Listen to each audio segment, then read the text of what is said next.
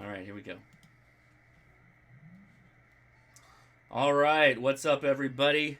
It's the Ham Radio Crash Course. Got a really cool show planned for today. Got an interview. Got an interview with Jerry.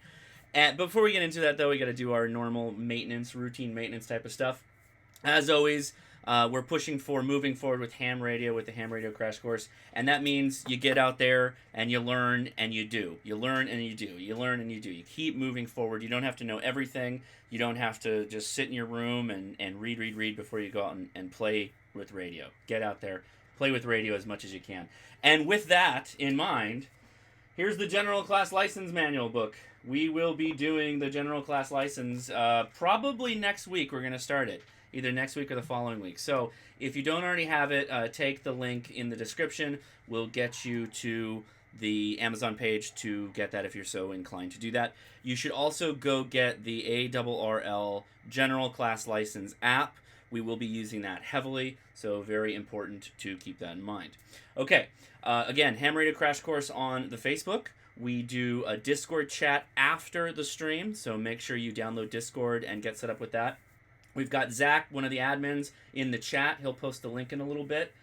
So make sure you take that link if you are so inclined. The newsletters for April went out the beginning of this week. So all the patrons, that is in your inbox. Go grab it. If you are interested in becoming a patron, the link is in the description. It's basically $1 a month to get my newsletter that I put out once a month. Pretty straightforward. The beer, in honor of, what was the movie? Ready Player One. The Stone Virtual Ale. I like that with the green screen. Look at that. Ooh. It's a green gargoyle, by the way. Anyway. Virtual Ale. So I read the book, Ready Player One. I really enjoyed it. I have not seen the movie yet, but we're going to try this ale right now. Maybe it will taste like Pac-Man. As always, I've got my 7.3 Biru glass. Oh, good. I hope you can hear my son getting scolded for hitting in the background right now. Oh, good, and he's crying too. Excellent. So that's perfect time to pour a beer. Okay, so again, that's got that, the Stone Virtual Ale all set. So what are we doing today? Well, today we are going to talk about SOTA. Now, before I've talked about SOTA, I've talked about QRP. I only have one successful activation under my belt. I think I'm actually hitting negative games. I've struck out more than I've rounded the bases with SOTA. But I have a whole lot of fun doing it. Now, my tutor, my Elmer, basically, for SOTA is Jerry. And Jerry, we have Jerry here today. Jerry, how you doing? I'm good. Okay, Did I lose your video? Hold on. Okay, there we go. I just had to make it click over. So I'm seeing you great. Jerry, you are on YouTube, KG6HQD on YouTube, which you guys should all go follow if you're not already. I got a list of questions, and we're kind of just going to go off the cuff if we see something in the chat. Jerry, if you see something somebody asks, feel free to jump on that and go with it. Start things out pretty easy. When did you get licensed with ham radio? Probably about 20 years ago, and it kind of started out of a need. I did a lot of hunting and outdoor activity by myself just due to schedule stuff, and because of that, when I'm out in the woods by myself, I had a need to keep in touch with people. So I tried the infamous CB, citizen band thing, and that just didn't work for me. So I ended up meeting a guy that was into ham radio, and Gordon West is a guy actually that's in the area that I work, and they showed me a couple things about APRS and ham radio, and the rest is history. Did you say Gordon West? Yep, that's who I work with for my stuff. So I am friends with Gordon West, yeah. Like, oh, wow. I've only met him once. I think he lives in Monrovia, right? Costa Mesa. Wow, okay, very cool. Yeah, Actually, Gordon West is the book that I recommend everybody get to get the technician license. So, very cool. That's awesome. Yeah, Gordon bailed me out. I was a ham for about 2 months. And a quick story, I was up bear hunting up there in the area, just doing some hunting up in that area and scouting around, seeing what I could make of it. I had a brand new truck, yeah. And it was a Sunday evening, and I went to turn around, and it was new, so I wasn't that familiar with it. It was a crew cab, long bed, four-wheel drive, and a lot of real estate to turn around on some of the small roads. Long story short, as I made a three-point turn, I ended up kind of sliding down a hill a little ways, and called Gordon on the radio, and he patched in my wife. She's actually watching right now on an Awesome. auto patch, and so I got to talk to her. Then we coordinated some stuff on FRS, and they sent a couple people up and got me off the hill for the night. So 3 months as a ham radio operator, that was one of my first real life experiences. How it bailed me out. That was pretty Wow. cool. No joke. I mean, that's something that kind of will really cement the value of radio in your mind when that kind of thing happens, right? Oh yeah, and then just as the last 20 years have progressed, I've like I said, I've been out hunting with the wife, and I would go out camping and stuff, and I always had a radio in both of our cars, and I'd go riding all through the night with my side by sides or jeeps or whatever, and I'd always have a radio on my fifth wheel so that I can reach back and talk to the wife and tell her we're okay. Mm-hmm. Or I set my truck up as a digipeater, so if I was down in a canyon hunting, I could hit my truck with an HD and get your repeater so that I could talk to somebody if I needed help. So I've made a lot of use out of ham radio, even especially all the tech band level stuff for the beginning part of my ham radio career. If that's true. Right. Oh, okay. So then you were technician for a while. First 3 months, you get bailed out by radio, which is awesome. At what point did you decide to upgrade to general? I want to say it was about 6 or 9 months after being a tech. Oh, wow. So pretty quick. Wanted more. What's that? Pretty quick. Yeah, I wanted more.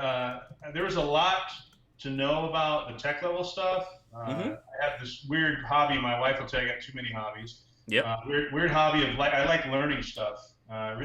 So the thing that I really find fascinating with ham radio is there's just so much stuff to learn that I'm able to constantly explore new areas. I mean, I see people on Twitter lately doing stuff about satellite contacts, and I have yet to make a successful satellite contact QSO. So that's some of the other things I'm looking at. APRS is stuff that I'm using. I still have not done slow scan TV. So there's a lot of things in the tech band that kind of really opens it up. And then, the thing that I think really kind of pushed me into the idea of the general was the HF stuff. I really wanted to be able to just go that extra mile and kind of reach out. And I thought I'd be able to talk to like my dad out of state or some other people, I get them on board. And then it just kind of developed from there, just talking to other people. And I'll be honest, I'm not a big HF mobile guy though. I find I like HF for what I'm doing now with SOTA. I know we're going to talk about that more than anything. I have done some HF stuff here at the house, but my true joy with HF is definitely out doing summits on the air. So do you have kind of a base station for HF that you use? Or I lost you there. Okay. Do you have a base station that you use, or primarily you're a handy talkie guy with then the mobile HF as well to go along with it? I don't. I used to have a 706 Mark II-G here at the house. That was in my truck, the same truck that I told you about that I had for a while. I've had that thing in there for probably, I don't know, 10 or 12 years maybe. Okay. And then I took it out, and because I wasn't doing HF mobile, and when I was hunting, I just wasn't using it for what I needed. I needed some other stuff to be able to cross band in, like I was talking about. So I took it out and put it in a traditional type of radio, 2-meter 440 stuff. Because I think for me, what I do, that works really well for around town.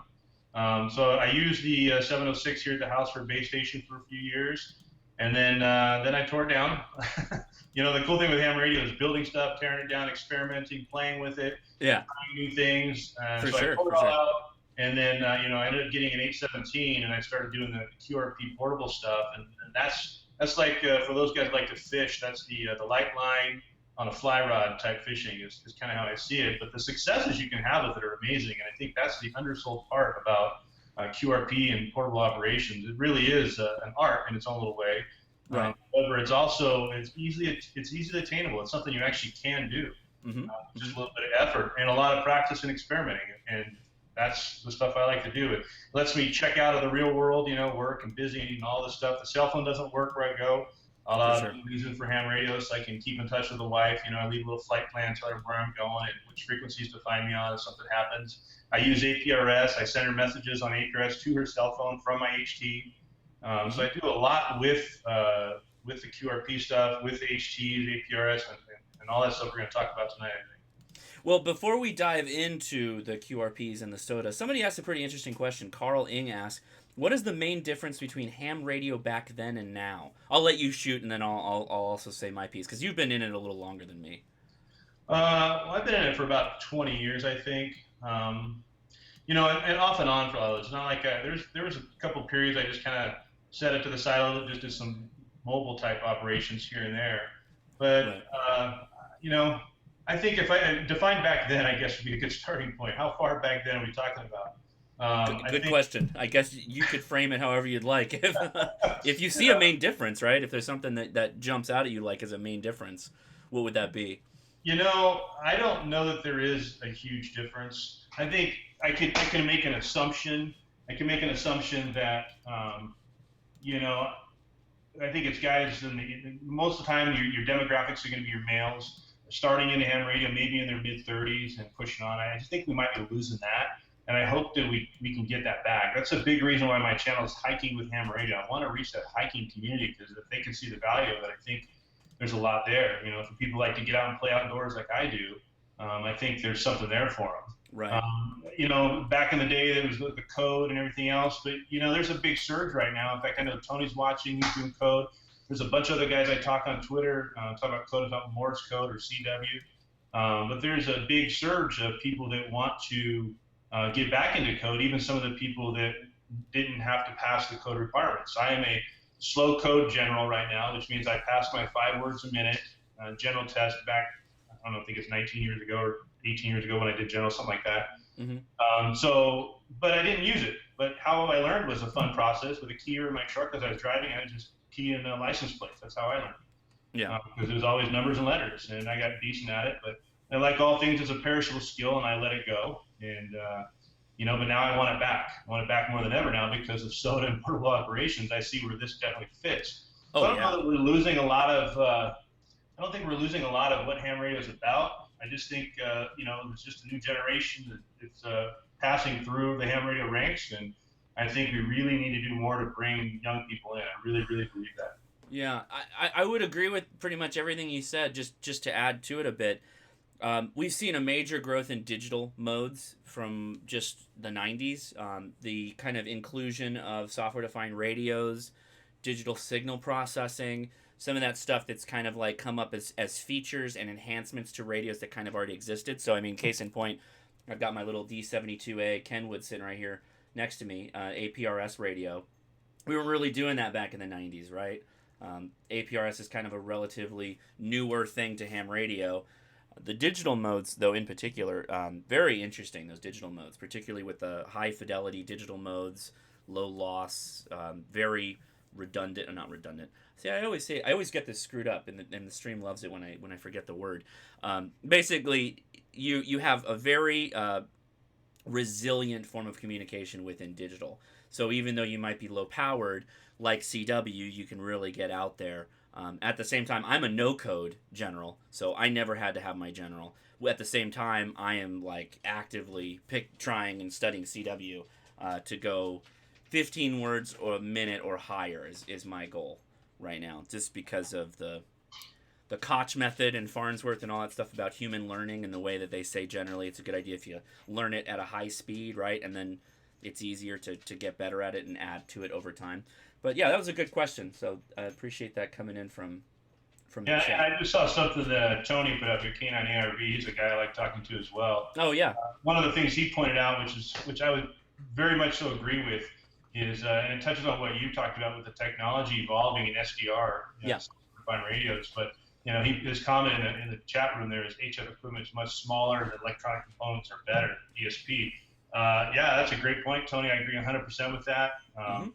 I think some of why I have a hard time struggling to think about it, I can't remember what I had for breakfast. No, I'm just kidding. But to go back to 20 years ago and remember what it was I was doing, APRS is what bit me. That is what got me interested. I was thinking, man, I can send pictures and text messages back to my wife or family from the field. I mean, that's pretty cool, I thought, at the time. And I saw some value in that for what I was doing out in my outdoor activities. And that's a big reason why it interests me. One thing I don't like to see a lot is, and we're going to kind of drift off topic a little bit. I don't like hearing a lot of talk about, the new generation and them ruining ham radio. Look what you're doing with this channel right now. Look at a lot of people after you that are no-code generals or no-code extras, even for that matter, but yet you're still biting into the hobby and you're still doing something with it. I think there's value with everybody that comes in. the bantering back and forth. It's kind of like I like teasing my sons going in the Marine Corps when I'm Army, that kind of thing. It's good fun, but at the end of the day, you got to embrace the change. It's two things that people hate: the way it is and change. So There's always something that people are mad about with ham right. radio. It's either the technician license getting low or no code, that's a problem. The CBers, the CBers coming in, that's a problem. These dang Baofeng radios, that's a problem. The preppers that are getting into the hobby that don't ever graduate into general, that's just everybody needs something to complain about, it seems like, all the time. And I really fight that. I hate that FUD, as I call it, fear, uncertainty, and doubt. Right. Anything that people can use to kind of group people together and then hate on them. I hate that that nature of humans. So I try to fight that wherever possible. But okay, so SOTA. It's kind of a two-part question, and then we're gonna dive into all kinds of good stuff there. But you had a really good description. We had some when we were doing our activation. There was a group of 3 women that came up, and you did a really good job of kind of giving them a quick. Not even 101, just like amazing, great, like this is what SOTA is. Oh, we got Steve Herndobler. Thank you so much for the $2 and saying great topic on SOTA. Absolutely, this is going to be really good, guys. We're only in 15 minutes. We got a lot to talk about, so appreciate it, Steve. So your kind of general description, and then tell me how you found SOTA, I guess. Yeah. So for me. One of the things, like those 3 women that came up to the peak when we were there hiking, you could tell to me, I took them as fairly new hikers because they were asking questions about a lot of our local hills. Mm-hmm. It was kind of cool to turn and point to almost all the hills around the area, the prominent peaks, and tell them all about the peaks. And say, I've been on all these peaks. I've slept on that one, slept on this one, slept on that one. I've done this. I've hiked that. Hey, if you want to go to this one, do this or do that. And then so they, that's what I'm saying. There's that common ground with the hiking community, or just people like to play outside, the hunters, you name it. And for me, the summits on there, it gives me a sense of purpose. When I get to the destination, there's people that like to hike and just peak bag, and that's cool. That's their hobby. And in fact, I bumped into a guy that's big in our area on that. KK6HQD is his call sign, and he's on one of my videos on, I think it was Sugarloaf Mountain, when I bumped into him, met him on the mountain, and he came just rushing up from one side, and he didn't really put too much into the SOTA thing, and I was pretty new at it, but he really is on the hill long enough to say, there's the summit, take a picture and leave, and he'll do 3 or 4 peaks a day, but that's his thing. There's that common ground that's there, and for me, it gave me a sense of destination, the journey. I like enjoying the journey, getting there to and from. Once I get there, it forces me to stop. It forces me to look around. It forces me to enjoy the surroundings. I check out of the hectic stuff like I talked about with my cell phone. I check into what I'm doing. I kind of escape my daily grind. I call it taking a brain dump. I go there and just purge all the data in my head and just kind of drift off into this other little world for a while. And for me, it's enjoyable. And then, of course, it has a point value assign. And I know you've talked about it before. You have your chasers, those who are anywhere else but the hill or the mountain or the peak, and then you have your activators, one actually climbs up the mountain or peak. And I prefer to activate. And I'm glad you brought this up, because I see that Tom, KM4JX, is a Florida resident, and he says it's impossible for him to get excited about SOTA because it's flat out there. And I know Tony says the same thing. And I was out in Florida, and Florida is flat. Yeah, there's no peaks to climb. I get that. And if you're not going to drive, that's fine too. But you can still enjoy it on the other side. And sure. It kind of goes into what I said a minute ago about that fly fishing game. In fact, the activation you and I did in the video that's on there about that guy, Whiskey 4, Zulu Alpha, whatever he was, and he just didn't even, I looked him up a little bit, got a little bit of information about him. I was disappointed to see he'd been a hammer operator for 6 years. He's an extra class. He's an award chaser. And I was like, okay, but he didn't even bother to see if the frequency was clear. He just started hammering down. And you know what? You're going to find. Oh, really? Yeah. The guy who kind of just came up and just talked over you. Yeah, he bogarted. So he's an extra, and he's in SOTA.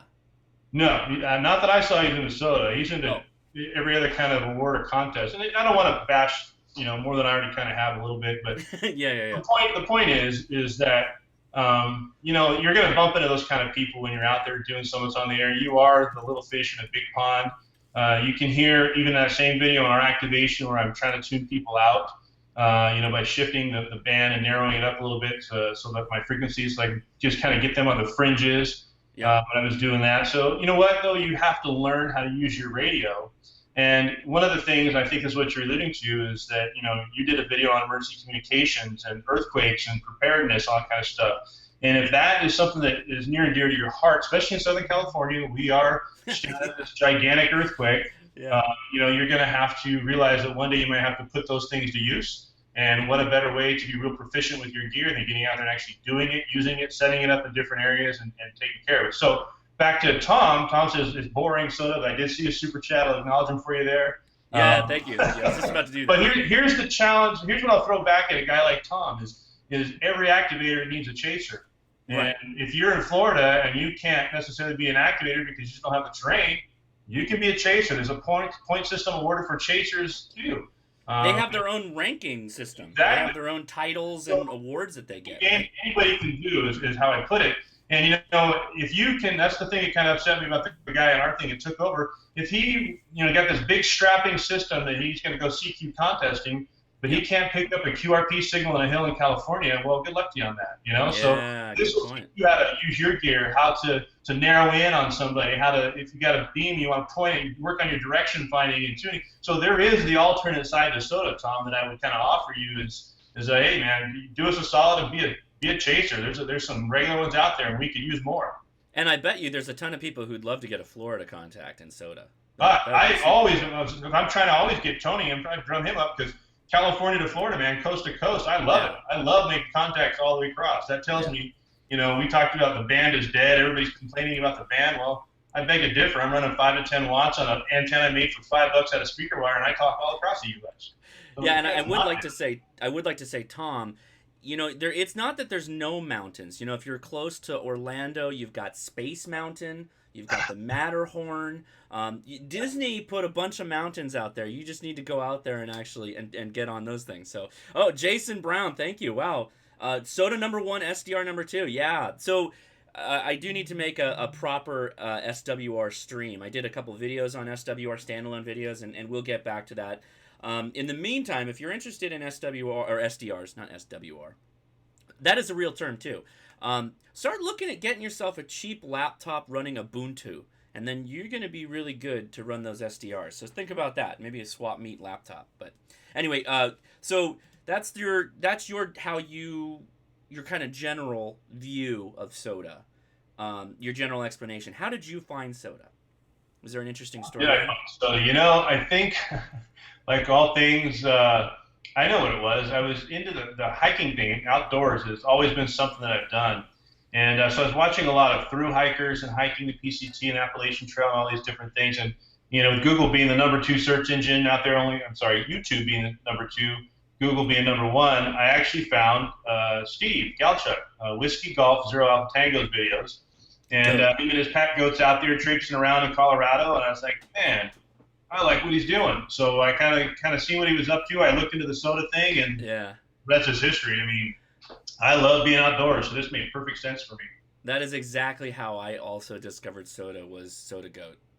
For those that don't know, this other individual, popular YouTuber. In fact, I heard him activating recently on my lunch break. I pulled out my radio. I couldn't get him. He was on CW, and I wasn't not confident enough to try and make that call. But yeah, I heard him out there. He goes out with pack goats. He doesn't load them up crazy, but they help him out a bit, which is super cool. Yeah, that's awesome. That was kind of how I got to it as well. So okay, you start out, myself included, starting SOTA in particular. I guess getting started in radio is not difficult, right? You get yourself a handy talkie, you learn to program it, you get a mobile, you put in your car. These are all kind of like little stepping stones along the way to get to some level of competence with radio. With SOTA, though, being able to successfully activate is a challenge. At least your first couple ones. It's difficult. Did you have any early issues activating, or perhaps you were doing something in a way that you look back and you're like, I shouldn't have never done it that way, or maybe you laugh at it or something like that? Any kind of anecdote? Well, everything's a learning game, and I think that's what's so fun about it. Mm-hmm. There were a couple that I went up I got highly frustrated with. Because one of the things I tried doing, and how I even started my channel was doing trail reports. Because there's a lot of people. Not, I should say there's a lot. It's kind of a new thing here in the United States. But this thing was all started back in the UK. Mm-hmm. But I started doing trail reports because I just found the lack of information out there on what SOTA is, all the finer points of it, specifically trail information, like where do I park, is it open access, do I need my forest adventure pass, whatever it is that you need to kind of factor in when you're doing your activation. So I kind of put together some things. It's been evolving, and I'm still kind of evolving and trying to find a thing that meets the needs of everybody. But that's, in that, I learned one of the things I try to do is I try to do VHF contacts, because I think there's a lot of value in the technician coming out and playing radio. If you don't go out and play radio or use it, have something to do with it, then it's boring. You just drive around, you have it in your car, listen to everybody else talk. But you got to key down, you got to throw it out there, you got to kind of give it a shot. And so I try to purposely make contacts on VHF, try to spot. I do a lot of recon in advance. I go on maps, I go on the SOTA website, I look at points, I look at trails, I'm plotting things out before I even go. Just so that I can ensure success as much as I possibly can. However, I will say this too, we're extremely fortunate in Southern California that if you get on any peak around here, chances are you're going to get somebody on National Simplex 146.52. And then we're also extra lucky, Josh, you and I, having the boys on the machine that we talked on the PHX machine, because, when in doubt, go to PHX machine from summit to summit and say, hey guys, I'm over on Simplex, come and find me. And they do. They come over en masse. And I've got a lot of contacts that way until I learned about, spotting via APRS, and then I started doing that, and then the app, SOTA Go, the actual app itself, and spotting that way. So I try to spot via cell first. If that doesn't work, then I spot via my APRS through my HT. And if that doesn't work, then if I get a hold of somebody that knows I'm going to be out there, because I put an alert in advance, and I don't know if we're going to talk about all that kind of stuff, but there are things that you can set in advance. I can put an alert in right now and say, I'm going out next month, and tell you where I'm going to be in my projected time of arrival, so it'll pop up. And there's people that monitor that. So there's ways you can do, but I think spotting and self-spotting or having other people spot you is a huge way to ensure your success, so that when you go up there, it's sometimes a long hike. I'm looking at a hike on Monday that could be 15 plus miles that I'll do. And wow, out and back? It's a long hike to go and not even put a little bit of effort on the front end to make sure that you can activate it. Yeah. Have you done a VHF, UHF only activation? Almost a lot of my first ones all were. Sometimes I do lazy. I would do 2 to 3 peaks a day. I call that lazy, but I do 2 to 3 summits a day. And then as a goal, because I was really trying to chip away at the points to get to that mountain goat award factor, which is let me just put that in perspective real quick, then remind me to come back to that if you would, Josh. Yeah. Just so people understand, this is a personal goal for me, doing summits on the air. It's a sense of completion. And I have a unique way that I'm actually doing this. I am doing it where when I reach the level mountain goat, that's 1,000 points.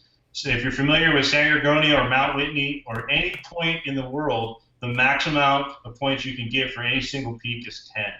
It could be a drive up, it could be a 30-mile hike. It all depends.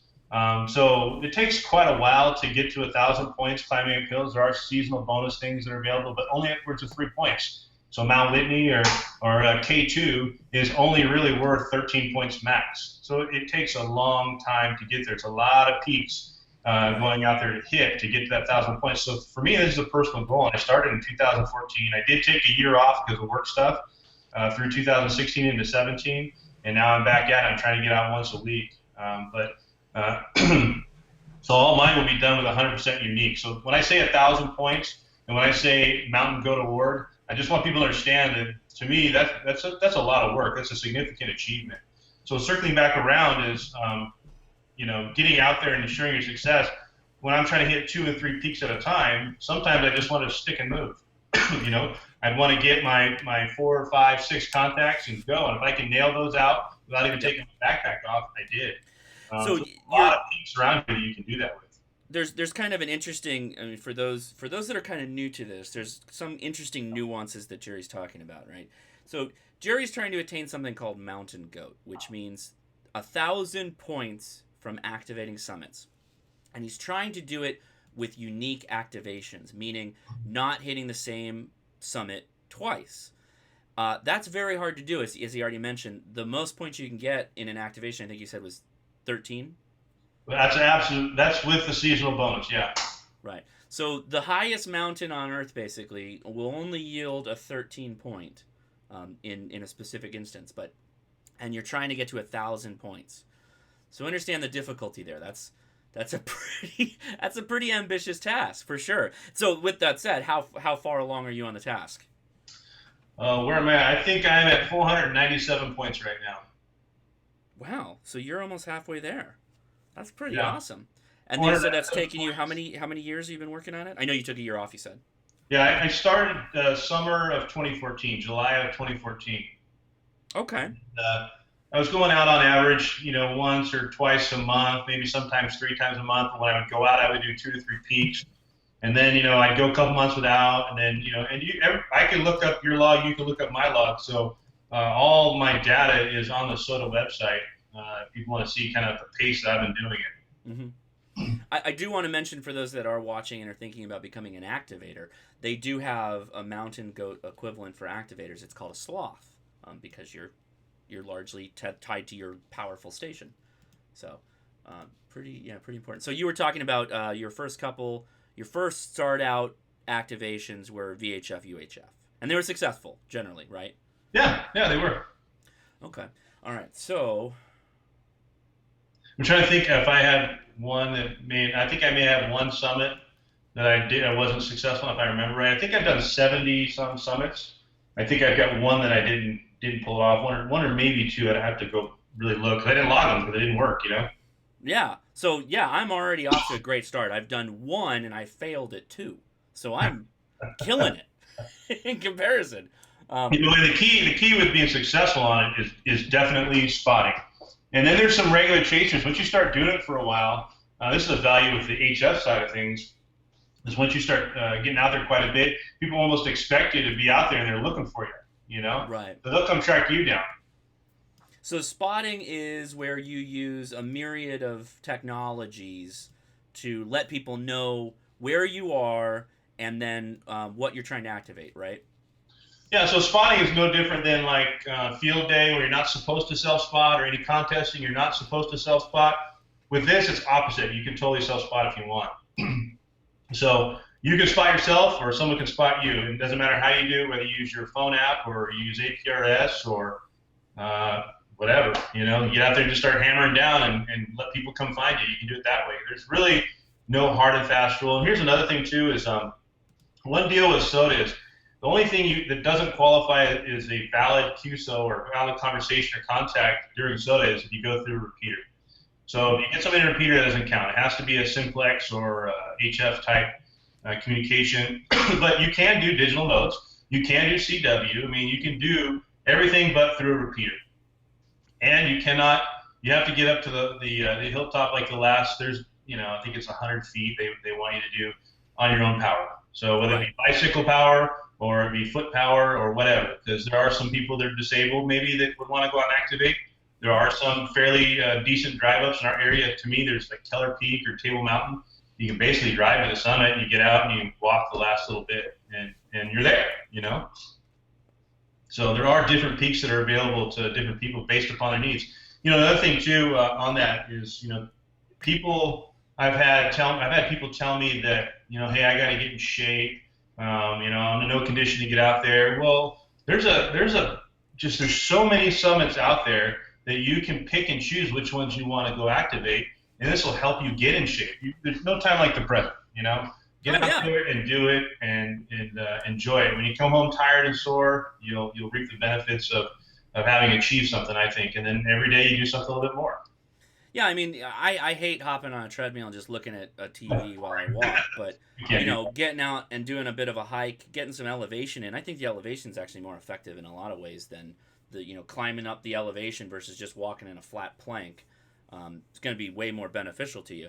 But then you get the added fun and challenge of trying to work radio after the fact. So, yeah, no, I'm super, super hooked on it. Well, so also... there's people who like to say hunt, like I like to go hunting and stuff. I haven't been doing as much anymore, but if it's something you like to do, it gets you out scouting all year long. Mm-hmm. You're picking up where you're seeing different game trails, or you're seeing there's water in this area, or whatever is in your area. You're getting that opportunity to put yourself in that environment and have encounters with wildlife, or Yeah, I've met nothing but cool people on the trail. I can't think of one time I've had any trail issues. Generally speaking, everybody's just super nice. Mm-hmm. So I think that kind of community is that way anyway. There's boneheads everywhere, but Sure, sure. I look at it kind of since I was into geocaching for a while too, and to me it's kind of like a next step of geocaching, right? It's a little bit more complicated, a little bit more complex, right? It's not just about the finding the riddle. It's about literally dragging your butt out there and some level of equipment, and then making it work. And yeah, it's often like not. It's not that it's obviously because some of the radios are very expensive. But you're working in more compromised, or what's the right word? It's not compromised. It's a well, you're challenging yourself. That's for sure. yeah. Well, you got to work with less Limitations. generally. Yeah, what you can carry. I mean, if you're going to bring, I also like the ultralight approach, the minimalist approach. I put some of that in my recent videos about everything has to have a dual purpose as much as possible. Trekking poles got more than two purposes. Everything's got to have more than one purpose. And if you look at that, and people carry way too much crap, and I just kind of shake my head a little bit and wonder, but it's their business, and I'll make Myself suggestions, included. right? But hey, if you want to drag an MFJ big ears out on the hill, Yeah, why not? Just go for it. Go for it. You gotta fail at least once so you know what not to do, right? But I did that. I hiked Mount Talek. I mean, which was out by Lake Tahoe. And Josh, I'm telling you, man, it's crazy compared to what you and I did. And that's a cool story that I have with my daughter. I mean, she's a trooper. That was the first time she got to do it. It was, I think it was about 5 miles in, if I remember right, ish. Okay. But it was a lot of rock, a lot of up, and it overlooks the entire South Lake Tahoe area. It was super cool. Okay. And but I got up there and I hiked a buddy pole up there, man, with a tripod. Oh, okay. So that's similar. This is why I kicked that thing to the curb. Is one, for me, it was just too much to set up and tune up and move around. Yeah. That thing weighed a ton. Yeah.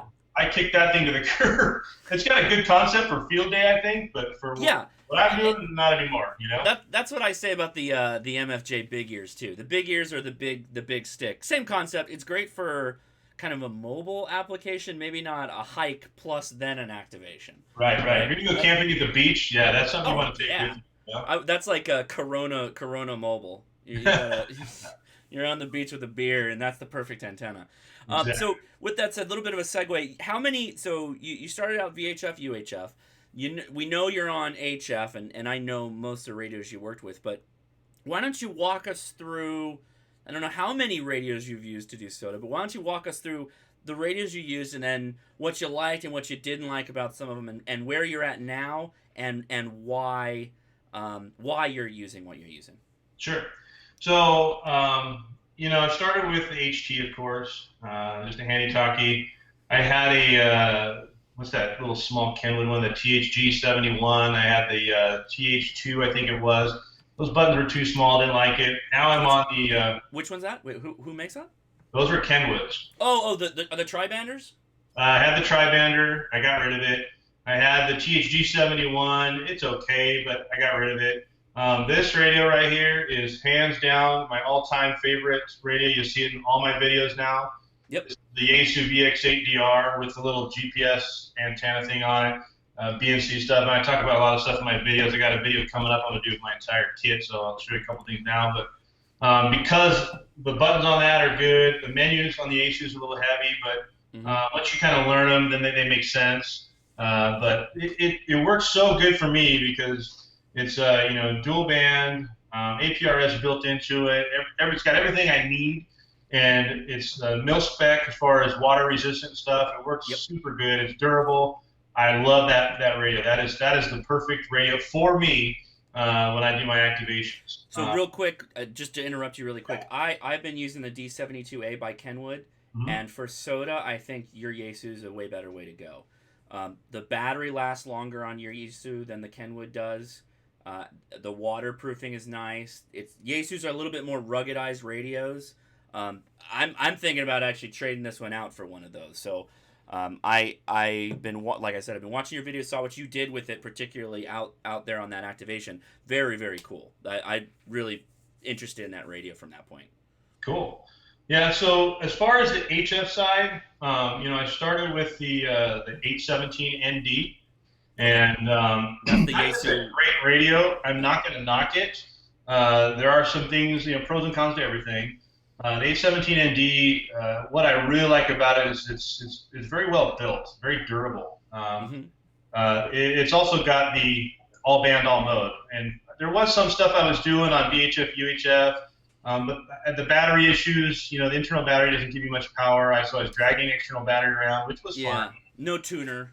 Yeah, well, I had a tuner for a while, and I kicked that to the curb because I just figured I'd build a resonant antenna. But yeah, there's no tuner built into Yeah. it. But it has a lot of other features in it that work pretty decent. Right. For me, the older I get, that little teeny menu on the front of that The LCD. tiny screen, the postage stamp Yeah, screen. Yeah. so that's kind of brutal. But Yeah. once I got it set up at the house, I spent some time going through things at the house, setting it up the way I wanted. So it was just minimal stuff out in the field. Flip it on, a couple spins of the dial where I wanted it, that's good to go. So the 817, you said all bands, all mode. Can Yeah, that work repeaters? yeah. It can. Okay, I thought it only did sideband. I didn't know that it did FM too. FM too. Okay, FM, cool. AM does data modes, does CW, does everything. All band, all mode. Okay. Um, that's 100% analog, right? If you wanted, you have to physically install filters if you wanted to add like a CW filter or whatnot. Yeah, there's filter kits available for it. I haven't done anything to mine. Mine's bone stock. Yeah. Um, I just, I saw some this videos is people so doing CW filters. for anybody who's kind of thinking about upgrading their call, maybe they've gone over to a buddy's house and inside of the city and they're listening to HF and it sounds like a bunch of static. As soon as you get out in the mountains, most of the time you're away from all the RF that's generated in the city, all the lights and everything that's going on in the city. You go out to the mountains, you get a much cleaner signal out there, and these things are a lot easier to listen to on your ears for sure, I think. That is a very good point. Yeah, that is yeah, totally. That is one of the more interesting things when you said you're like, oh, I've been using this radio on the ground, on even really nice antennas, and you get up on the summit and it's way quieter. Okay, so you went from the 817 ND, which, out of curiosity, what do you think of the 818, the upgrade? I'm not going to spend the money for it. No, but I mean, There's it's not enough upgrades to it to buy it. yeah, They're not yeah, going yeah, to be 817 anymore. Well, sure.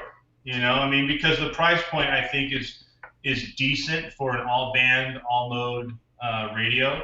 I know you and I have a little bit of a difference opinion on QRP. But here's what I would say about the 817 is, yeah, it is QRP. It is 5 watts max. But you've seen you don't really need much power when you're up there on the hill.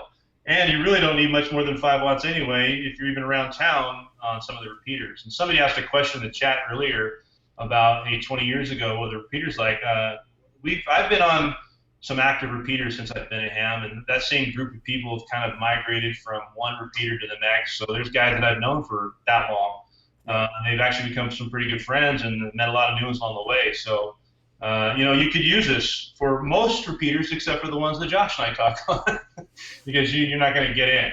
These guys are they're hammering down and they're quick keying. And if they know we're out there, though, QRP, they'll part the Red Sea for us, man. They'll let us know. yeah, for sure. And that's what's Well, cool about it is, they know what we're doing. They're a cool bunch of guys, so we're so fortunate to have them. so where did we disagree on QRP again? You said we might I disagree. think I think it was in your last, maybe it was your last live chat. You said for the first HF radio, you probably lean more toward a full size, full powered rig. For newbies, yeah. Oh, so you disagree? Oh, that's a good tangent. Why is that? Go ahead. For me, I think you need to look at it from a different approach. Is how I see things. I think I understand why you're looking at it from that way. I think you're looking at it from a base station operation. I think I want to look at radio as a tool to accomplish the job that I want to do. So Sure. if I know I'm going to use my radio to go outdoors and go be portable or go hunting or hiking or camping or jeeping or any fishing, I take my HT fishing all the time. I can talk to people on the machine when I'm going to Catalina and back and forth. I trust that more than I do the VHF radio. Yeah.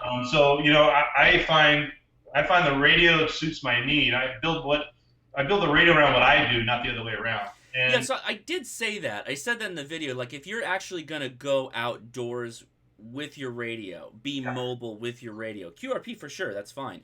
But if you're kind of like me, maybe a weekend warrior one weekend out of the month, then you may be better suited with a base station in your office because you're going to get those HF operating procedures down. You're going to learn them faster. If the only time you're getting on the radio and actually making contacts and talking to people is when you're outdoors, you might be calling CQ a lot from your home office, not getting anybody with a QRP radio, for example. Sure. I would agree with you on that. Yeah. So I think that's where I guess the point is it's not QRP or not to QRP. It's what are you going to do with it? Yeah, absolutely. You yeah, know? totally. We don't disagree with that. Part right there. Yeah. It all depends upon what you're going to do. I think you buy the radio around that. And if you're, Southern California person's got tons of cash, then get both. Yeah, absolutely. And just to, again, so people think about it, buy used. Absolutely. Buy used. Absolutely. I know there's a lot of sweet whiz bang radios out there, but for a lot of people that are new into the hobby, that just get their general or still have their technician and want to get in CW or just want to start listening, find a used radio. Lots of good stuff there. Oh, hey, what's up? Mike Marusin. I hope that's right. Mark Marusin. KC9YFH here. Love the channel and SOTA. And then he's got a pig and a radio. Very cool. Do you know Mike? Is he? So some of the people that are in the chat have come here following Jerry. Jerry's got a pretty active Twitter. Jerry posts all of his SOTA activations. Usually you post on Twitter. Pretty active on the Twitters and the Instagrams, right? Yeah, more. Twitter is something I'm trying to incorporate more and more. Yeah. Just because I know there's a lot of hams out there that are kind of, it's interesting.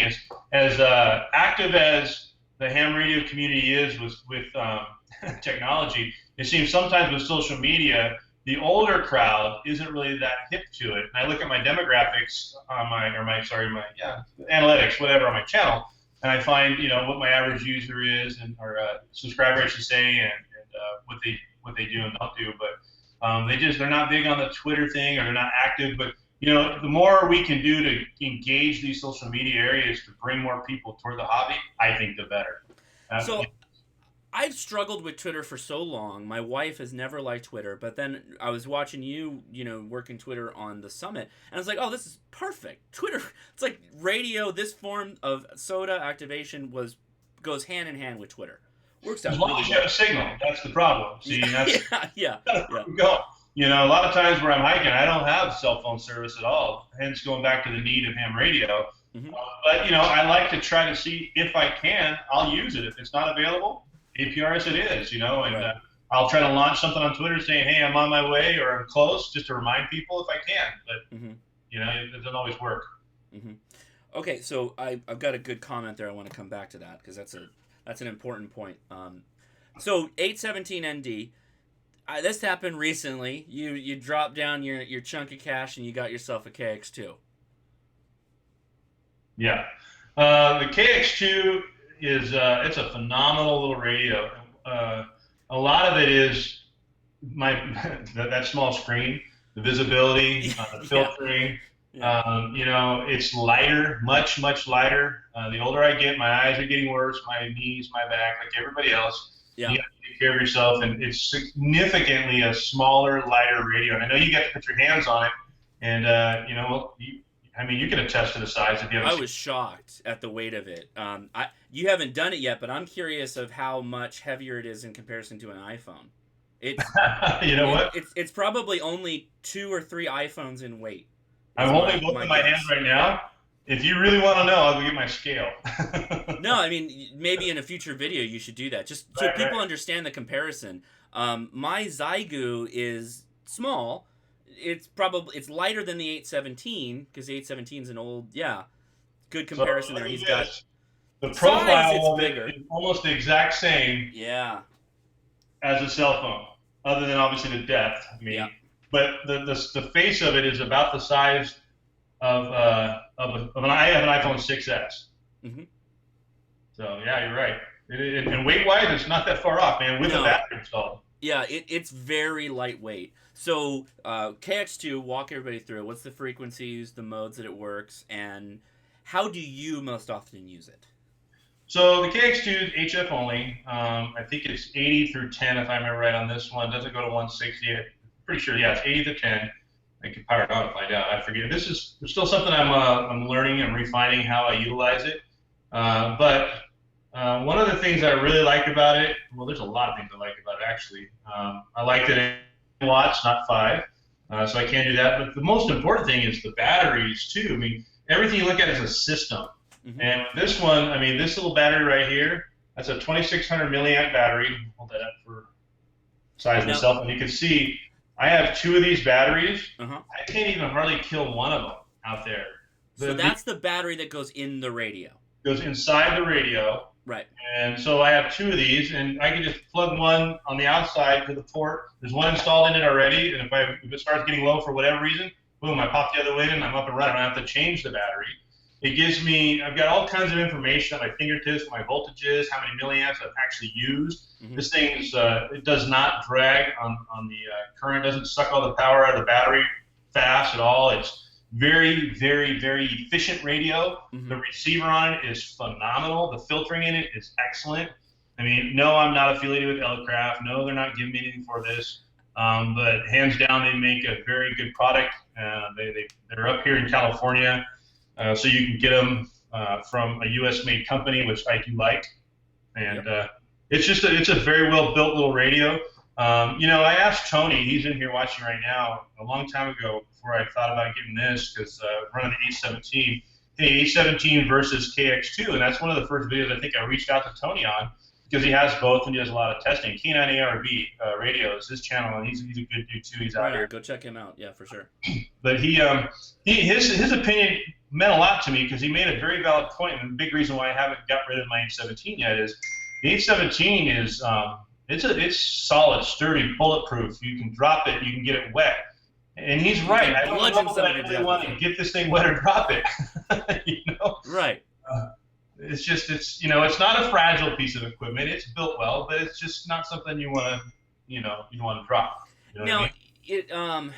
So I don't know what it is about the Elecraft website. For some reason, it makes it difficult for me to understand how much actually things cost on that thing. The way they list the shop, I don't know if you're familiar with that. So, yeah. If you don't mind me asking, what was that out the door? How you got it kitted up? I don't remember. I'd have to go back and look on that. It's about $1,000 though, right? It depends. It depends upon what features you have. Okay. Okay. It all depends. And their website's hard to look at because you're right. Hold on one second here. It's hard to kind of get a gauge on that. I don't really like Elecraft's website because of that. The Elecraft website I don't think it's. They build these Wazoo radios. I would think they could build a better website that's easier to read. Yeah. Well, I mean, I guess but yeah, I mean, it's a great radio. I'll give them that, but their websites can use some improvements. Yeah, for sure. Okay. So went from 817, you like it, a little bit older style, a little bit heavier, built like a tank, to the KX2, much more effective from your point of view. Much more effective from your point of view. Yeah, I think so. The other thing too is, I know you like this kind of ties in with the KX2 and how a lot of people buy radios too. Is if you buy a radio and use it, you can sell it and then use that money and buy another radio. So as you're progressing up in radios, you get your money back out of them. And so you kind of make your investment in one, and then you use that for a while, then you find out you're going to upgrade, so then you sell that radio and a couple other things, and then maybe you buy the next one, and you keep doing that. So that's one way to you can get some of those different radios. So yeah, the 817s generally hold their value pretty well. I've found. At the same time, if people are looking to get involved with QRP, would you, or not QRP necessarily, but SOTA, would you tell people to 817 is a good starting point still? Oh, absolutely. Okay. I think because you can get them, even not the ND version, just get the regular 817 version for even cheaper. You know what I mean? And then you could use those, and again, you can trade up. But the ND gives a couple extra features that I've never even used. I think it's that 60-meter band. I've never used it. It gives you a different color LCD thing. Whatever. I don't care about the color of the LCD. Right. There's just some features in there that I found like, whatever. You know what I mean? But the A17s are a great radio. There's some speculation there's gonna be a lot of them out there because of the 818, but maybe not anymore. I don't know. So I'll let people post questions in the chat. There may be questions about specific radios which you may know about or not. I'll let them handle it. But one of the things that you kind of hit was spots and alerts, and I know you said you use SOTA Goat most often, which is a iPhone app. Right. Is it on Android too? I don't know. Yes. Okay, so an alert is before the activation, day Right. before, something like that, right? So like if I wanted to go activate tomorrow, I could go ahead and preload an alert now saying, hey, I'm going to go do this hill tomorrow, and here's my planned frequencies. And you're just basically putting out here, here's what I'm planning on doing. You know, Mm-hmm. The spot is, I'm here, I'm ready, let's do this. Right. So when you also mentioned earlier, sometimes you're out on the mountain and there's no signal, meaning you're not going to be able to use the spot. So how do you spot then? Right, because it's the moment of, you're telling people, I'm on this frequency, come get me. Yeah. So if my cell phone doesn't work, if I'm out of cell range, I cannot use the app, then my next thing is, well, even back up further, that's a good reason why you might want to put in an alert, because if it doesn't work, at least the alert's going to go out. People may try to find you, but that's all tentative, because you get up there and you think you're going to be on 14.275. Yes. You can't. Next thing you know, somebody's on there, they've got the frequency you need to move. Yep. So the alerts are that's why I don't do a lot of alerts other than to tell people I'm going there, but it's all subject to change. The spots are, hey, I've actually got this frequency, I've secured it, I'm working it, and I'm right here, I'm working now. On the next thing that I think I like to do is a spot with my APRS. I have a video on that. I need to redo it just because I want to get the screen a little bit better. But you register with the SOTA website on APRS to SOTA, Mm-hmm. you get your call sign, and then once you understand, it takes a little bit of reading. You kind of do need to do this. So I'm probably going to do a video on it because it is kind of a hassle. Mm-hmm. But once you figure it out and you're set up in their system, it's actually pretty easy to do. The key is again, part of your recon, your planning for your activation is knowing what's around you. I always look at what peaks do I have in my north, south, east, and west that are prominent so I can get into. Right. And same thing is, do they offer a digipeater? Like I know Keller Peak has one. I know Santiago Peak has one. I know there's some down in Palomar area that have them. Right. When I come home and I look at my signal, or I look at my track, if you go to aprs.fi, that's where you can go to find, you just put my call sign in, -7. You got to learn what the different suffixes are. Like -7 means basically you're on an H. Pedestrian style mobile, and then you can look at all of the different tracks that I've done, and I use APRS that way. I'm always pinging a signal while I'm walking anyway, so I'm beaconing a signal as I'm going, right, so that people will know, hey, he's almost to the summit. Right. And it never fails. There's a couple guys, Charles KM6EM, he's a very prolific chaser in our area. He lives in the San Dimas area, and Charles and Jeff K6QCB, those guys are I even give Jeff a little bit of I'm always teasing Jeff because I love teasing him. He's a fun guy. But they did the San Gabriel peak activation. If you look at my video on that, those two guys they're good guys. They do a lot of chasing. And but Charles, he watches my signal as I'm hiking, and I'll be cresting the summit, and he's calling for me. Are you there yet? Are you there yet?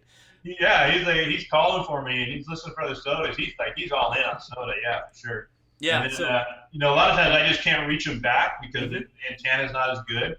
So, I have to undo the pack, get my antennas out. I use a headphone roll-up J-pole, Slim Jim J-pole. I know you mentioned it in one of your videos before. many times to all the people watching that have your tech license, you've got a handheld. There's no reason not to have the roll-up headphone. MFJ makes a similar type thing. They're both very effective. Yeah, this is it right here, rolled up. I mean, it's tiny. It's super lightweight, and all it is really just twin lead. It's super. Is that a pound? Is that a pound, maybe? No, it's not even that. I wouldn't even give it a half a pound. I mean, Okay, right on.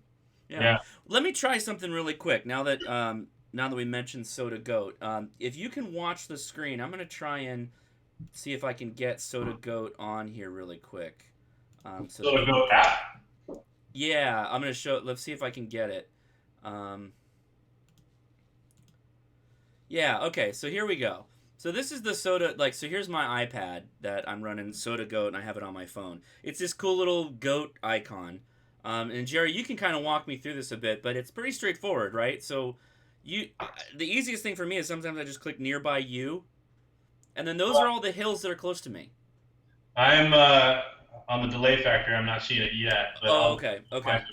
I'll So leave this up for a SOTA go up, second. I think it's starting to pop up now. So Yeah, when I have SOTA go up, hopefully, see, I'm doing it right now too on my phone. Is this what you're looking at? yeah. Okay. The nearby you summits that Yep. tells you the points and how far away they are from Right. you. So if So, you go ahead and hit it now, there you go. So now I'm looking at that too, so we can look at this together. mhm. So, like one of the things I did, because I'm doing like the entire CT zone as much as possible. I see you got a star on that one. Yep. Favorites. So if there's certain peaks that you absolutely want to hit as your favorites, the way I do it is that's how I check them off. So Mhm. once I've done them, I check them off. They don't show up my favorites anymore. Oh, That's how so I you load them up with your favorite. You load up all the ones you want to do, and then you uncheck them as you go. Right. So I could go through and say, okay, I'm going to do PT 1416, PT 1428, etc. Okay. So for me, this is handy because wherever you're at, you can pull it up and you can find out what summits are in your area. Yeah, you can do like that's. I use the two features I use mostly is nearby to you if I'm out there. Uh huh. I use by map a lot, and I just zoom in because that gives me like Oh, sure. So I use the map if I know the name or the association I want to search, I can search that way. But I find that nearby to me or map are the quickest way to get where I want to be. Mm hmm. So, I've got my simplex blown up here. If somebody's trying to contact me on simplex 145.555, let me know in the chat before you do it. That way I can listen. So something that helped me as a noob is so I've got this Workman Hill selected, so I can bring it up, Mm-hmm. and this gives you just the last activation, which it looks like 2015. Wow, I got to get out there. No, that ain't right. You got to update that dadatabase then. Is that what it is? Okay. You go into your settings on the bottom right, hit update, and it will actually load every new activation, including your own, in there and show you more stuff. So you do need to update that database. Okay. Oh, I will do that then. If you look down at the bottom underneath nearby to you, when you go back to the other thing, go up, click back on summits, and then you'll see database update your last date. That'll tell you. Okay, I'll do that. But let me do this really quick because it was helpful to me. You're probably a little bit more seasoned in this area, but for those getting into it, if you're looking at a summit you're thinking about activating, click on more information in the bottom, and that'll bring up. Oh, I'm in airplane mode, so hold on. That will. Oh, never mind. So that's gonna bring up the website's information on people who have activated it, what they activated on, a lot of write-ups. Do this. Do San Juan Hill right now, the one Oh, that yeah. I did, Yeah. because it'll show the link that I dropped for the video in there. It'll make more sense that way. Okay, where is San Juan Hill? Do you know it off the top of your head? I think it was CT 230. So go back to your summits and just in the name section, just type in San Juan Hill. So just in where it says by name, enter SOTA summit name or SOTA designator. Just type in San Juan Hill. Okay. And then you'll see. I think there's 2 or 3 of them that may pop up. Yeah, we're in the W6 area. So if you see W6, that's how you know it's us. CT 230. Okay. Yep. Yeah, So got it. Yep, you're right. You open up that thing. You already did it, yeah. So you're going back. Oh, I got the delay. There you go. No, yeah, you're lagged a little bit behind me, but there's the activation video by KG6HQD there. So you can get to Google Maps, Google Earth, Street View, SOTA Maps. You can get to activation reports, everything through this app. So you can do all your research beforehand. In fact, my activation is also up there. You can see me, KI6NAZ. And it breaks down the QSOs that people worked in band. It looks like most of them are 20 meters. All kinds of cool stuff. Great app. It's free, right? It's totally free? I don't remember. I think it was, or it's like $1.99 at most, I think. Killer app. It's an absolutely killer app. So, I mean, case in point, if anybody's in Colorado, close to Colorado Springs, Pikes Peak's a drive up. You can drive up to the top of Pikes Peak. You can activate the thing with a VHF, UHF radio, and then you're in SOTA, basically. So if you're close, right there is awesome. So, all right, let's get back to Jerry here. So thanks for letting me take that little detour. That was cool, though. Thanks for walking people through that. No, you know what's cool about this app since you're on it, too, is if you go back to the mapping stuff and, oh, yeah, hold on. and all the other things, if you're an outdoorsy kind of person, maybe you're going to be in this area doing something anyway. It's like, why not do nearby to you? Why not look? Why not know what's in your area? You know what I mean? I mean, it's just, the more skills you use, not just running the radio, but your outdoor skills of navigation or planning or map reading, whatever. I mean, it's a total package deal. I think that's what appeals to me so much about SOTA. Yeah. I was 8 years infantryman in the Army, and I love getting out and doing land nav, cross country stuff, backpacking, hiking, hunting. I mean, that's speaking my language. So this just fit right in perfectly with what I like to do. Real quick, remind me what it was again. You did 100 miles in how many days marching? Oh, the 4-day 9 mega march. 4-day 9 mega march is what they call it? 9 Megan, yeah. It's World War 9 Megan, okay. March, yeah. You walk basically 25 miles a day, 4 days. You have to look it up and do some stuff. That was when I was stationed in Germany in the military. So, guys, if you're interested in marching or anything like that, look that up. That's intense. You said you had to train for that for a month? A few months. That was good fun. And it shows in hiking with Jerry. He was slowing down for me, but at the same time, he was kind of like, let's just get this thing done, Josh. Well, I remember I told you the story about one of my drill sergeants that ended up coming over to Germany and being one of my squad leaders. Yeah. And while we're doing this march, I love this guy, Sergeant Smith, man. I could see his Coppola glasses now, and he had that not Virginia, but Virgin Islands accent of his. Right, yeah. Oh, man, yeah. Hey, Sergeant Smith, you tell him those stories like winding him up, and he just goes. But he had a philosophy on PT and physical training. It's like, well, the way I see it, I can hear his voice. That's how he left an impression on me. Yeah. I have 2 miles to run, or I got 5 miles to run, or whatever it is. And I can drag this thing out and do it for 6 hours, or I can get it done in 2. I'm going to get it done in 2 and lay back and drink a beer. Well, it's a good. So it's that whole get it done attitude, even from back then, You got to earn that beer by getting the marching done, but might as well do it fast, right? Well, when I was stationed in Germany, I drank a ton of German beers. I had to stop doing that because you put a lot of weight on, doing that. Sure. But I always had this philosophy that, hey, if I could pack it and I could carry it, leave me alone, right? That's true. Okay, so we've talked radios. Yeah. I think everybody wants to talk radios because it's kind of like the whiz-bang thing. It's the cool thing. But for me, I'm the most passionate about antennas. Okay. I love antennas. Yeah. You, so you put out your speaker wire. It's kind of a doublet, kind of a dipole. It was cut to 20, but it's resonant and tunes up really nice on 40. Yeah. And I think you built that for a penny and a smile when you went and bought the cables.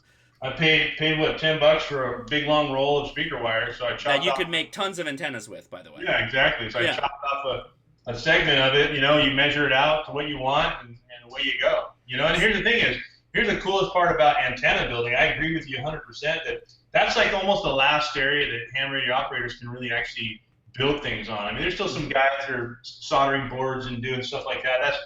I'm not going to do that. That's too much. But antenna building is fun. It gives you a sense of like, hey, man, I built this antenna and I was able to talk all over the world on it. That's right. But if you screw up a 20-meter antenna, you cut it too short by accident, well, then use it as a 15-meter one. Trim it a little bit more and tune it up there. Right. Who cares? It costs like $2 or $5 or whatever, Yeah. It's a cheap thing to make for the learning lesson you get out of it. I always look at antenna like it's not a perfect analogy, but like souping up a car. Like the engine comes to you stock, and it can work a certain way. And if you do something, tweak things a little bit, it'll work a little bit more efficiently like this. You get more miles per gallon, or maybe you get more horsepower, maybe you get whatever. And depending on what antenna you make, there's guys who even bring out portable beams to SOTA that I saw. I saw some pictures of people doing that, which is gnarly. Yeah. Or, they go for the lightweight but effective, like yours is, on 20 and 40. And you can kind of tune it, if you will. You can pick the antenna that best suits the needs you're looking for. So how many antennas have you worked through in working SOTA? 1, 2, 3, probably like maybe 5, if I'm counting the ones for my HT as well. And I say that, I think 5 or 6. And I say it because I started out with the buddy pole version, and I really didn't like it. It was too heavy. And then I went to the LNR Precision Trail Friendly. I have it on. I should have brought it in. That's the end-fed, right? That is an end-fed thing, but the thing with that is it requires a little bit of, it's supposed to require a little bit of a coax. So So you have the coax weight and bulk factor. The antenna is really small. I don't like how it winds up the little resonant. I just feel like it's going to break the wires. It's actually a great little antenna. It really is. I think it's 40 to 10. It does 40, 20, 15, and 10 is what it's and it works good. It did good, but I just didn't really, I don't know, something wasn't there. So I kind of was looking at, hey, I'm looking all over these bands. I started looking at the SOTA website, and I started figuring out which bands are people talking the most on. And as it even says in the extra book, the band that has the most activity is 20 meters. And for good reason. It's right there in the middle. You get your nighttime stuff, you get your daytime stuff, you get your gray line propagation. It just seems to be the best all-around band for making SOTA activations on single sideband, mind. Now, there's guys that love doing the CW things. They're all over 30 meters. Yeah. 40 meters. I mean, people are where they're at, and that's all good. I'm not knocking that. But for me, I wanted just to focus on 20 meters going out and a quick, easy light setup that was durable. And if I broke it, who cares? You know what I mean? And I'm not a bunch of money because, some of these antennas I see people paying. I'm not trying to knock any of the businesses out there, but they're not cheap. $100 for this little trail-friendly antenna or whatever it is. I mean, it's wired. You know what I'm saying? It's wired. So I really like this antenna. I talk about it a lot. I almost kind of try to tell myself shut up a little bit because I'm talking too much about the speaker wire antenna. But the proof is in the pudding, right? Because you did a really well. You covered it much better on your video. My video, I didn't have my video cut out before you were really killing it with lowering the power on the KX2. That wouldn't have been possible if you didn't have a good antenna match. Yeah. Right? So regardless of the radio... It's the perfect storm, I think. It's not it's all antenna, it's all me, it's all my radio. I mean, I think everything comes together, but you try to stack the odds in your favor. But yeah, definitely a resonant antenna to me is way more important than having the best tuner in the world. Right. I purposely kicked my tuner to the curb on my H17, and I purposely took that trail-friendly wire, and I made it resonant on 40 because that's what the instructions say, and it drops in on 20, 15, and 10. So I purposely built that to work without a tuner because it's not efficient. All you're doing is tricking the radio. You're not getting that wavelength out there the way it's supposed to be. So you're still not doing as good as you can unless you have the antenna cut right. So quickly, if I say this wrong, correct me.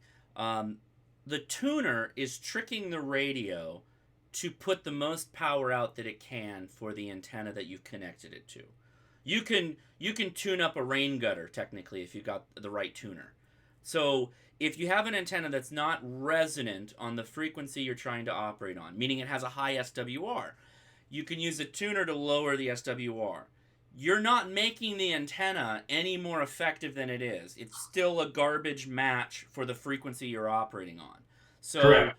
Right, okay. So you've cut the wire for your doublet, your dipole, to be perfectly... Did you cut it for the middle of the band, or did you have a particular frequency in mind? I think I did it at 14250, if I remember right. I think right. So you said, okay, there's all math to do this. In fact, we'll probably talk about it when we start doing the general book again. But you're basically going to say, okay, I want it to be resonant on some port of 20 meters, and there's a frequency in megahertz for that. And then you're going to cut the leads, right, the two legs of the dipole to that mark. And then you could just connect the radio to that. And that's what Jerry does. He's got a BNC split out post, right? It's a BNC connector with two legs, a red and a black leg, right? Yeah. So he literally plugs the wires directly into it. So he goes from the driven and the counterpoise, the dipole legs, down the feed line and into his radio. So there's no coax, there's no extra weight, it's just a speaker wire right into the radio. And it's matched, and you do tune it, but you don't really need to. You don't have to. Well, when I'm on 20, there's no reason for me to tune it. The only reason why I'll hit the tuner anyway is just in case the way I set it up and configure it, depending upon how how the legs are adjusted because of terrain, then I may just tune it. What am I going to tune out? A 1.2, get it down? It's really not that big of a deal, but just to be safe. So that's kind of what I did. I see Steve put a comment in there. Without trimming it, he was able to get my antenna to hit a 2-to-1 SWR without a tuner. I bet all you gotta do is trim it just a little bit. Yeah, there you go, Josh. Yeah. If he trimmed it just a little bit, I'm sure it would drop down. And sorry about that. No problem. Here's incoming FaceTime. We've got a call. We're taking calls. We're taking calls on the. Yeah, I guess so. That's my daughter who's upstairs. Dad, bring me a soda. Okay. So but the other thing, I'll just touch on this real quick, and it's in my video. I made it a little bit longer, lower. Remember, so the longer the wire, the lower on the band you're gonna go. So I cut it. I used the frequency of, the frequency that I wanted. And I did 490 divided by megahertz. That makes it just a little bit longer, and it gave me room to tie my knot. And I cut off, I think, 8 to 10 inches each end eventually. 468 divided by frequency, I think, gives you where you're supposed to be. Okay. But I wanted to be able to trim it down because of the way I was actually setting this thing up. I needed to know where it was going to land. That made sense, So then you also have not just your SWR, but you have your impedance and, what it's going into the back of the radio. Just because it shows an SWR of 1-to-1, you could be also feeding it with, 75 or 80 ohms coming into the radio. What is the radio? Which is bad. You don't want to do that. So, but in that's what I talked about in that video that I made. You check it out. How those legs are matters. How much stuff is wrapped up on the wire. If you fold that over and keep wrapping it, SWR is fine, but wrapping it further up is going to increase the impedance. So all things have to come together. It's a simple thing to do. It's really easy to make. I see, like I said, Steve made one, Tony made one, Kevin W6RIP made one. In fact, John, he might be watching right now. He's a VE station. He made one in the VOTA site. I think he's watching right now too. He made one today, I think, actually, and just sent me a picture. Did a really nice job on it. Right. There's a lot of guys that are making them based on that video. It's a pretty popular video. I'd encourage you to check it out and spend $5 and make an antenna. So that's an interesting concept. I didn't really think about the impedance, but that makes total sense because you're never running it through an unknown or a balun into a coax, so you're never bringing it back down to 50 ohms, and you could be upping the impedance. Oh, that's interesting. That's a good point. Anyway, please do check out Jerry's video for that because he does go through and the proof is in the pudding. You were able to drop the how low did you go? The limbo game that you were playing? 1/10 of a watt or 100 milliwatts. I think and that was to Nebraska? That's just what's that? Yeah, that was it Nebraska or Kansas? I think it was Nebraska. Okay. Regardless, either state would have been impressive. But understand, that's 1/10 of a watt. 1/10 of a watt, single sideband, voice. I've talked about this, right? What is CW is 5 dB more efficient than single sideband, bandwidth-wise. So you were able, on 1/10 of a watt, to make a voice QSO with somebody in Nebraska. That is very impressive. Very impressive to be able to do. CW would have been twice as far, basically. Probably, yeah. Yeah. Great to think about it like that. I really, really like it. I keep telling myself I'm another one. Just kind of make like a little bit nicer, prettier, aesthetically looking one. And John's, I really like what John did with his ends. He just used a ring terminal on the end and used some heat shrink, and that looks really good. And then he put a little zip tie like the ones I use for the screw hole ones up near the top where the thing's at, and that way he can attach it. And everybody's got a little bit something different to offer to it. That's why I'm always asking for pictures. Hey, show us what you did, Share it. Sharing, right? Mm-hmm. So it sounds like you've worked through a couple different radios, a couple different antennas. You also talked about in your radio bag packing video. You have a bunch of stuff that's not associated with radio. How much of an evolution has your kit gone through? And it doesn't have to be QSO, it doesn't have to be SOTA related. It could be just because you go outdoors, right? There's a follow-on question to this, but I'll let you go with the first one. It's kind of open-ended, but feel free to take it wherever you want to go. Yeah, so, I mean, again, my history is, I've been hunting my whole life, and then the military you pack, and then they tell you what you're going to pack in the military. You're going to wear 3 pair of socks, blah, blah, blah. Well, with this, one of the principles I really liked watching was, like I said, the thru hikers and the minimalist approach, and everything has to have a multiple function.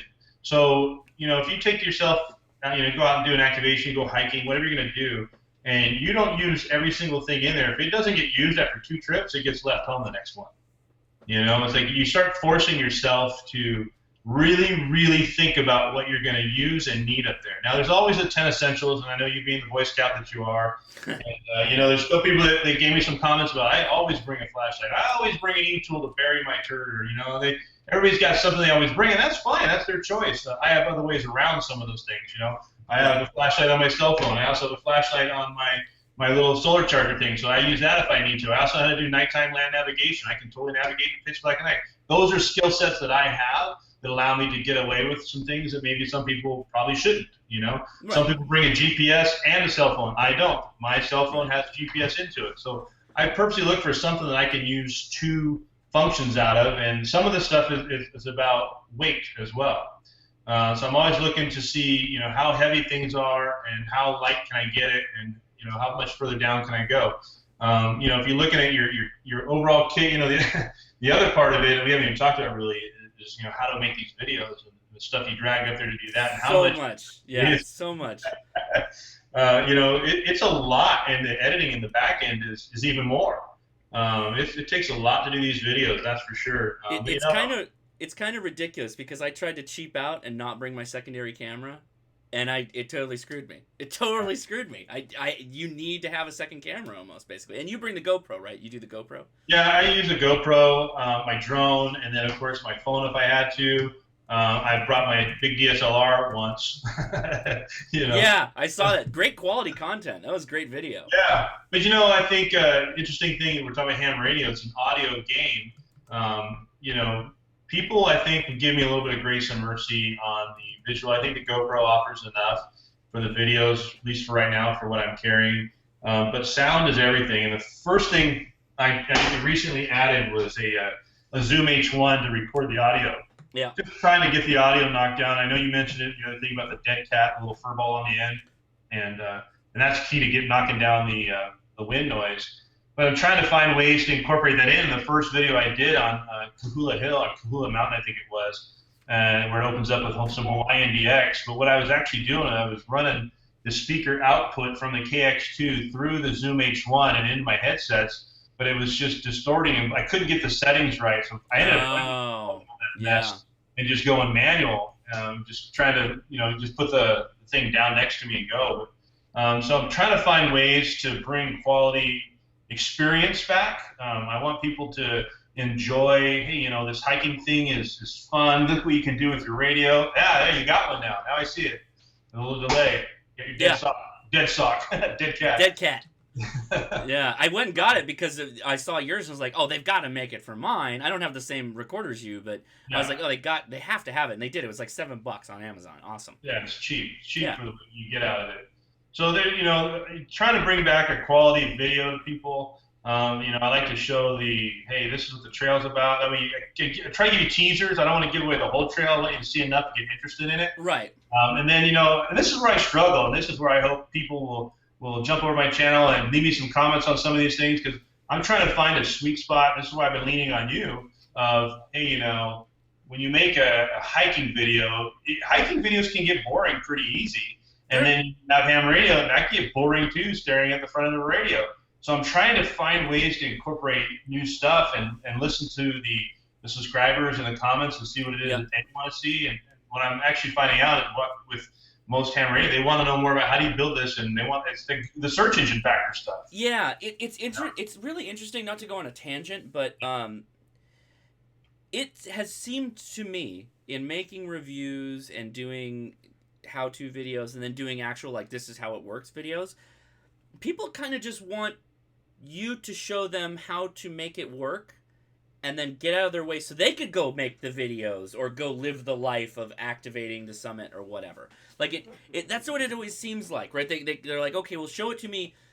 I like the transitions, I like the cool smooth, show me the video, the nature and all that stuff, but then, like, give me the meat and potatoes of what it is. So there's another thing too that I've always found is that whatever it is that you will spend the most amount of time doing in your editing, the one that you kind of like, oh, I could do that, but I could just be done right now and it would be fine. No, I'm going to do it. And for me, like what you do, which to me, when I was thinking about it in mine, I was like, oh, it's going to take so much time. I don't want to do it. But I know if I had done it, it would have been like way more polished, is when you you match the audio to the call sign, and if those people have pictures or their QSL cards online, you put them on there. That's a lot of extra time to put that together, but I think that's really cool. really valuable from an audience standpoint. Yeah. Yeah, I've seen a couple other guys do that, and it is hard because if you go on people's QRZ page, then they don't always have stuff up. Like I really want to put Gary and his wife Martha in there because they're regular chasers of mine. Whiskey Zero Mike November Alpha and W0 ERI. But they don't really have much. But I did find a picture of them somewhere in a hot air balloon. But I don't want to put people's stuff up without talking to them first. So right, that's kind of why I kind of got to be a little careful. The one I did with Mike and his kids up there in Canada, yes. I asked him for pictures and he sent me a bunch. I hit him up on social media. So it's kind of cool using social media to engage, not just here on YouTube, but on all other platforms, whether it be Facebook or Twitter or wherever. I couldn't remember his name. I couldn't remember his name. It was Mike. That was exactly what I was talking about. I thought that was really cool that you did that, but you had to go through how many extra miles to get that done to put it into the video, right? That's a time engagement investment to do that. It shows in the product, the end result, but time spent for sure, right? Yeah. It does take. I really don't know how many people realize what it takes to edit these videos, how many hours you're trying to match the music and stuff, and that's the other part of it is, throughout the week or the hours or the days or however many times it takes, you're reliving it a little bit and you're I'm going to look back one day on all these as like a personal diary or log or journal. Right. It's already at a point now where I look at all these mountains around me, and I have stories for each one and I know about this and that, It's really a lot of local knowledge that I'm building on this surrounding area. So it's just so much value that I get out of SOTA that it's not about the mountain goat thing. In fact, I'm a little worried because I do plan on retiring in Florida, but I'm a little worried that there's no mountains there. You're going to be that one crazy guy trying to climb the Matterhorn at Disney World, right? Yeah. I'll be the guy that's in Walt Disney World for activating it. Like, no, 3 more contacts. Yeah, exactly. Okay, so what couldn't you live without if you were doing an activation? Not necessarily, of course you have to have a radio, of course you have to have an antenna, but what is the thing that you take with you that you couldn't live without? Besides my dog? Well, that's true. You did it without your dog the time with us because the I posted hate rules. Without my dog. What's one? I mean, it's hard to say. I mean, we talking about my radio. I need. It's a system. You need a radio. You need an antenna. Oh yeah, no, not your radio. Call it like a creature comfort thing. Something you that you coffee. do. Okay, coffee. So walk us through that because somebody posted in the chat earlier. They asked what coffee I use. I just use the freeze dried Starbucks. The freeze dried. Is it Viterra? Yeah, the little tubes. Yeah, that's what I use. Yeah, it's you just dump it in hot water and stir it up. That's it. Yeah. Lightweight, hardly no mess. I bring that and Splenda.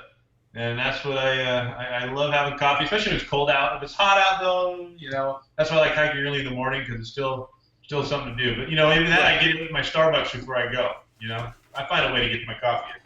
Yeah, I realize I actually have my little cook pot kit here. What pot do you use? What's your stove too that you use? Well, I have a few different ones. I have one that I made, aluminum soda pop can one. For the denatured alcohol. Yep. I actually use liquid heat. It's called heat. You can get it at the auto store. Yeah. It burns better than denatured alcohol or acetone. Heat's great. I did test with yellow bottle, red bottle acetone and denatured alcohol, and yellow bottle heat is the way to go, in my opinion. So that's one of the stoves. The other one I have is I think it's a SOTA Summit or Opius, same thing, and it's just a little thing that screws on top. What you got there? Yeah, I made a video on this. It's the GSI Halulite. It's available on Amazon. It's just a little koozie around a pot with a little top to it, and the top is both the cook pot top and the drinking top.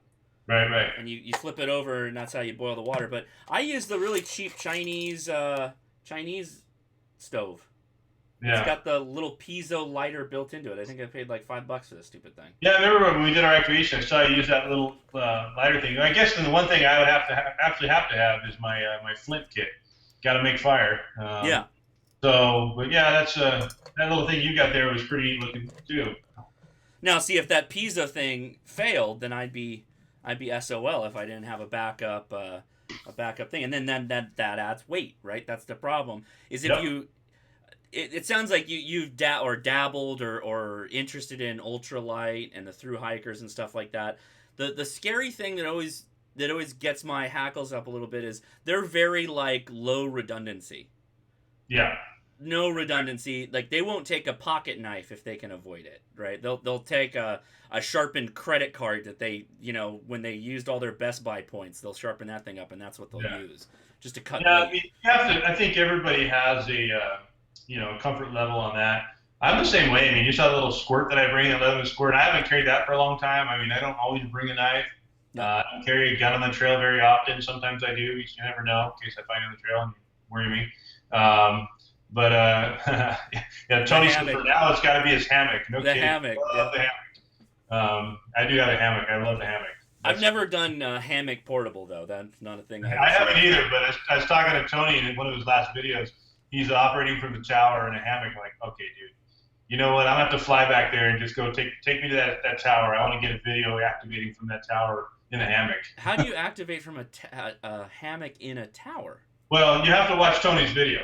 Okay. I'll go watch. So that's a nice little teaser. So like a radio tower. Well, yeah. Well, it can be.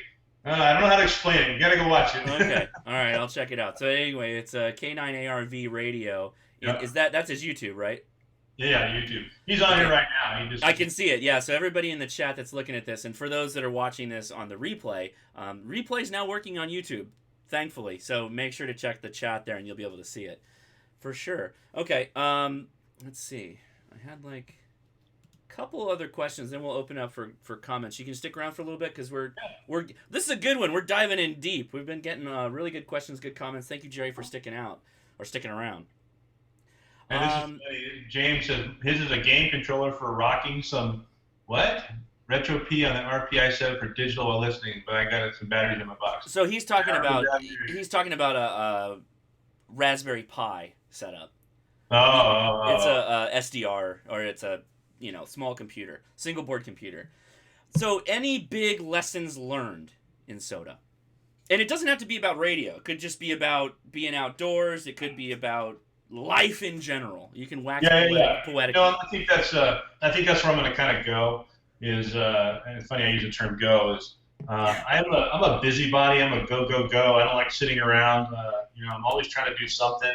And I talked about at the beginning of this stream about how I was doing 2 and 3 summits a day, and I'm purposely slowing myself down. I was more focused on the award and the 1,000 points, and I'm purposely slowing down and enjoying the ride more, the journey, honestly.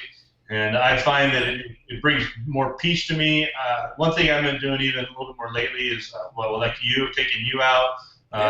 Kevin going, W6RIP going. I got to go out and take Charles and Jeff out. So interacting with people and bringing them into this part of SOTA and ham radio and hiking and stuff, I think is fun. By nature, I believe that people are oriented toward other people to some degree. Mm-hmm. And I think, I'm big into scuba as well. I haven't dove in a few years because my dive buddy moved away. But, I did so many things and did a whole bunch of certifications. I'm an assistant instructor. I've done a whole bunch of different crazy stuff. But it was, once you come up on the surface and you got no one to dive with, and then all of a sudden you have no one to share the experience with. So now, like right now, in this whole time you and I have been talking, we're able to go back to our activation for the first time we met, and our activation, and we have a lot of little stories just out of those few hours we spent together. Yeah, great time. The SOTA stuff and the ham radio, it's a social thing. It's something that I just I really like it because my line of work, it helps me remember that there's actually good people out there. If that makes sense. yeah, for sure. Right. Yeah, it's very guru sage-like words there, because I mean, at the end of the day, what are we really doing out here? Why are we doing this? If it's not from some sense of community or some kind of sense of awe or some kind of experience, if we're just out there like, wham bam, I got to get those points and get on my way, well, I don't know. At some point, you're going to get burnt out from that, I think. Yeah, and I think that's probably why I backed off that first couple times. I run it so hard, I'm like, oh, I got to take a break, I got to get caught up on some other things or whatever it is, instead of just pacing myself now and just saying, you know what, I'm just going to do one summit. Maybe I'll do two sometimes if there's like one right there, but I'm just going to do one summit. I'm just going to go out and enjoy this. I'm gonna video this, and I don't know. I'm slowing down. I'm just enjoying the ride. That's the best way I'll put it. So, Channel Greg is in the chat here. Channel Greg says, I live in the windswept plains of Nebraska. How can I help? So, we mentioned it earlier. We both got a couple of contacts, or I got one at least, to Nebraska, somebody that was chasing us. Meaning they pointed their beam antennas towards California and responded to our CQs. So, people that go out onto the mountaintops, they need to get contacts. And anyone can activate and be involved in an activation as a chaser, and you get points for that too, right? Or Jerry, take it away. You can fill in the rest there. Yeah, absolutely. I mean, there is no such thing as SOTA without people chasing us. So right. If and the other thing too is, hey, everybody has different sources of means to get different places. If you can come out here to California, I'll go with you. I mean, there's lots of people in the reflector in our area that I know Nathaniel is coming back right now, N0CPO, I think it is. Mm-hmm. He's coming back out this way. Scott, W9SGI, he's going back out to Minnesota, and he's doing a bunch of activation on the way. But, if you can get somewhere and go do an activation when you can, cool. If you can't and you're just going to go on the other side and you just want to get the same experience, you can also do the chasing side of things. It's equal points. So back to the 10-point thing and the bonus points. I'll bring that up because I've seen a couple other things in the thread here about. Oh, yeah. Explain the bonus points. I don't get that either. So, the minimum amount of contacts you have to have is 4 in order to activate the peak. But as a chaser, you just need to make the one contact with the activator, and you get the same amount of points as the activator. So if it's a 10-point peak or it's a 1-point peak, we will both get the same amount of points. The bonus points, however, are different. That only goes to the activator. It's only seasonal. In, say, Mojave Desert in the summertime, you're going to get a seasonal bonus point in the summer of up to 3 points. And then in the winter in Mount Whitney, you'll get 3 extra bonus points. Those only go to the activator. So the same amount of points are there. The titles are different. The activator gets the mountain goat. The chasers get the shack sloth. That's just what they've named it. All good fun. But, again, there is no chase or no activating. There is no SOTA without chasers. So it's, I don't want to put all this emphasis on. I prefer to do the activations, but when I'm working in my garage, I have my radio on out there. I have a pretty good VHF, UHF set up here at the house. I always have 5.2 on, and I'm trying to get, anybody that's out there activating, give them an opportunity to get that contact if they need. So if you're a tech in the area and you've got an HT, I've got a good setup. Chances are I'm gonna be able to talk to you in our area. Yeah, that's a good point. I'll let you keep going with it, but let me pause for a second. Everybody that's watching that has their technician license, has a Baofeng, for example, or maybe a mobile.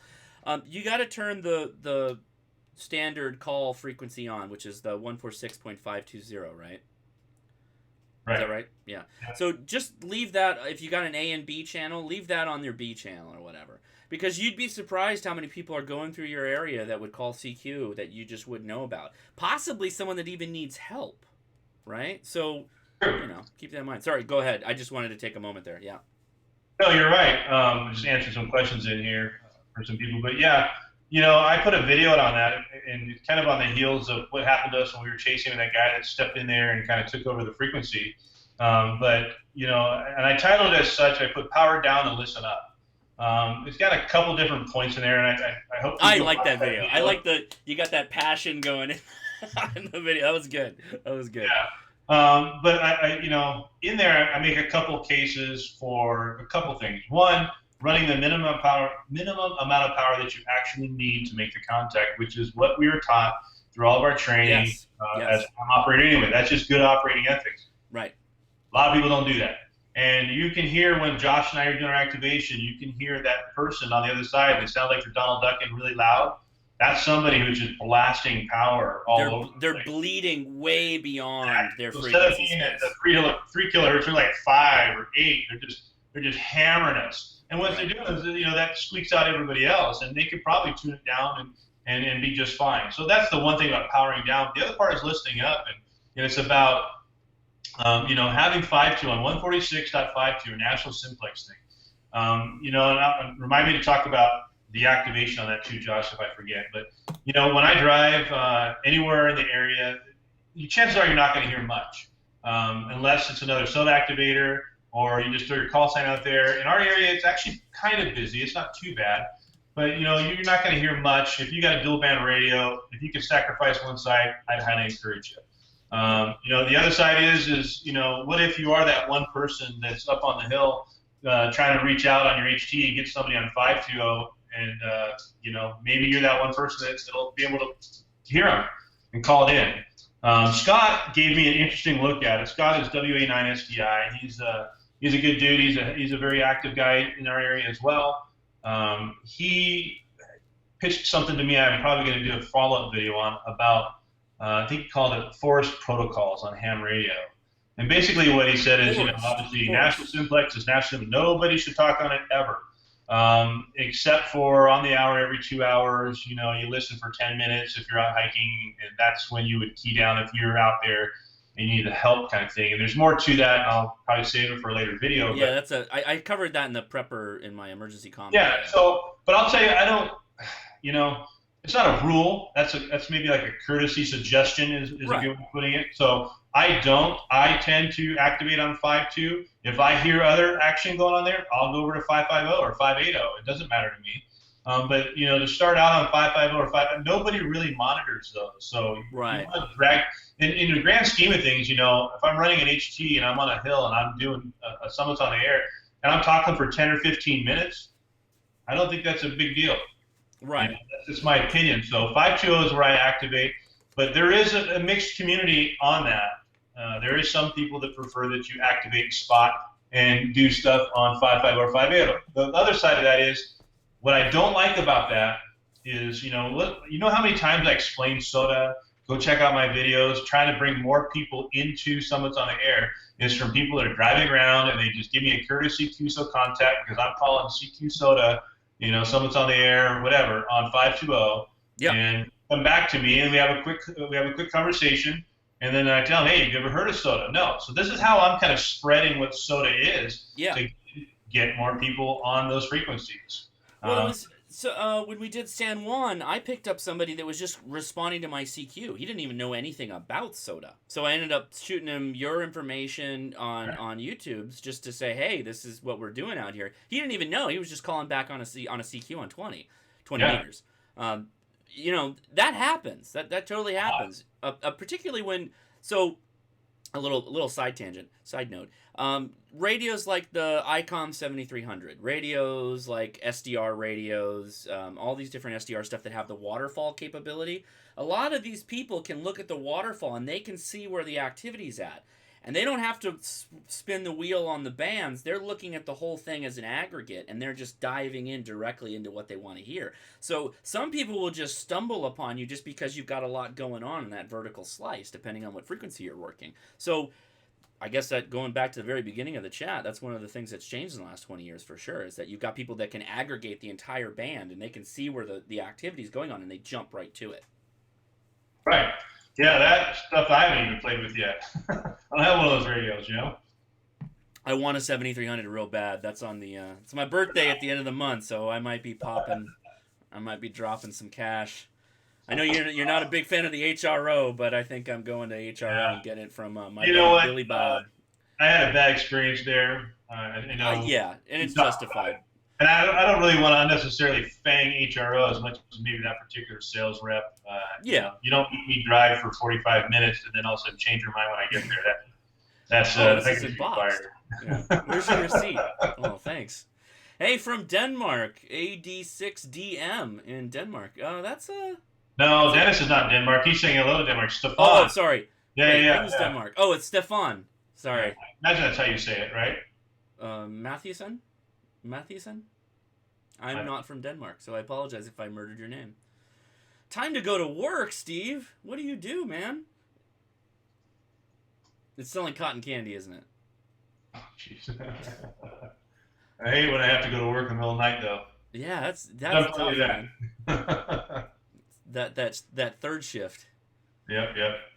Well, I was glad you came out here, Steve. I know. I think, Steve, you both followed Jerry and I, so I'm glad that we're you know, got something out there you enjoy watching. So So what are we thanks. gonna do now? We gonna do some Q&A stuff? I think so.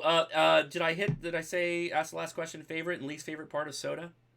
Oh, least favorite? No, you didn't ask that yet. Let's see, least favorite part of soda. Oh, railroad engineer. All right, say hi to the foamers for me, Steve. The foamers.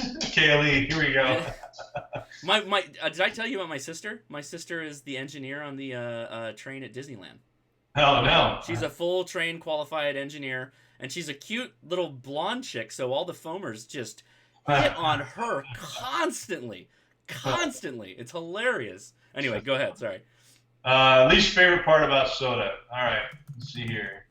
Well, I know what I'll throw out there. You and I talked about it when we were doing the activation. All this money we pay in taxes out here in California.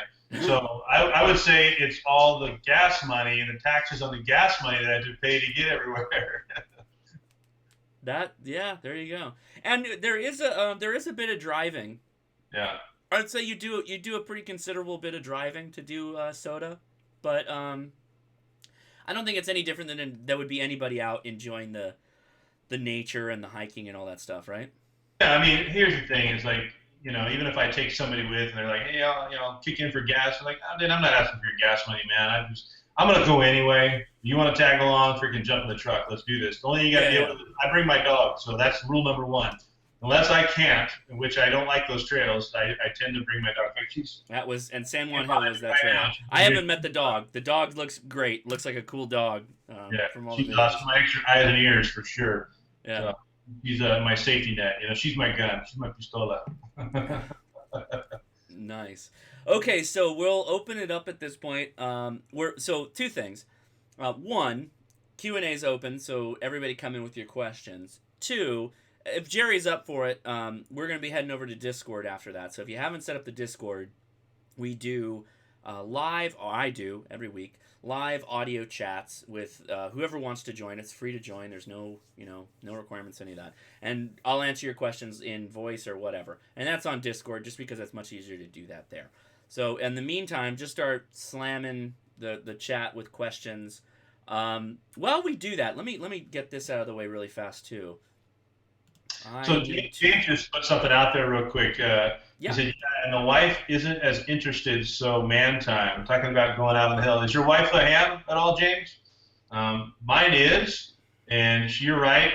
Unless it's a remote control, she doesn't really want much to do with technology like that. Or her cell phone. Don't take away the iPhone with Facebook, of course. Yeah. But I give mad props to my wife for getting her ticket. She is licensed. She does have, call sign on there, and my daughters are thinking about it too because of her. But she did it for me, so I totally appreciate that. And she did it because, if I ever need her when I'm on the hill, you know what I mean? She wants to know. I check in with her when I do my overnights, so I'll check in with her. The guys on the machine we talk on, I tell her which couple machines to find me on because those are usually guarantees I can get in somewhere. And she will call up, get me on the machine. Oh my God, it's a girl. They'll start hamster baiting and part the Red Sea so she can get out there. Hamster baiting. What does that mean? What is that? You've never heard that one yet? No. What is that? Anytime they hear a girl come out on the radio, dude, they go, "Oh, it's a girl, it's a girl." You've heard that, so. Yeah. Hi, YL. Hi, YL. Yeah.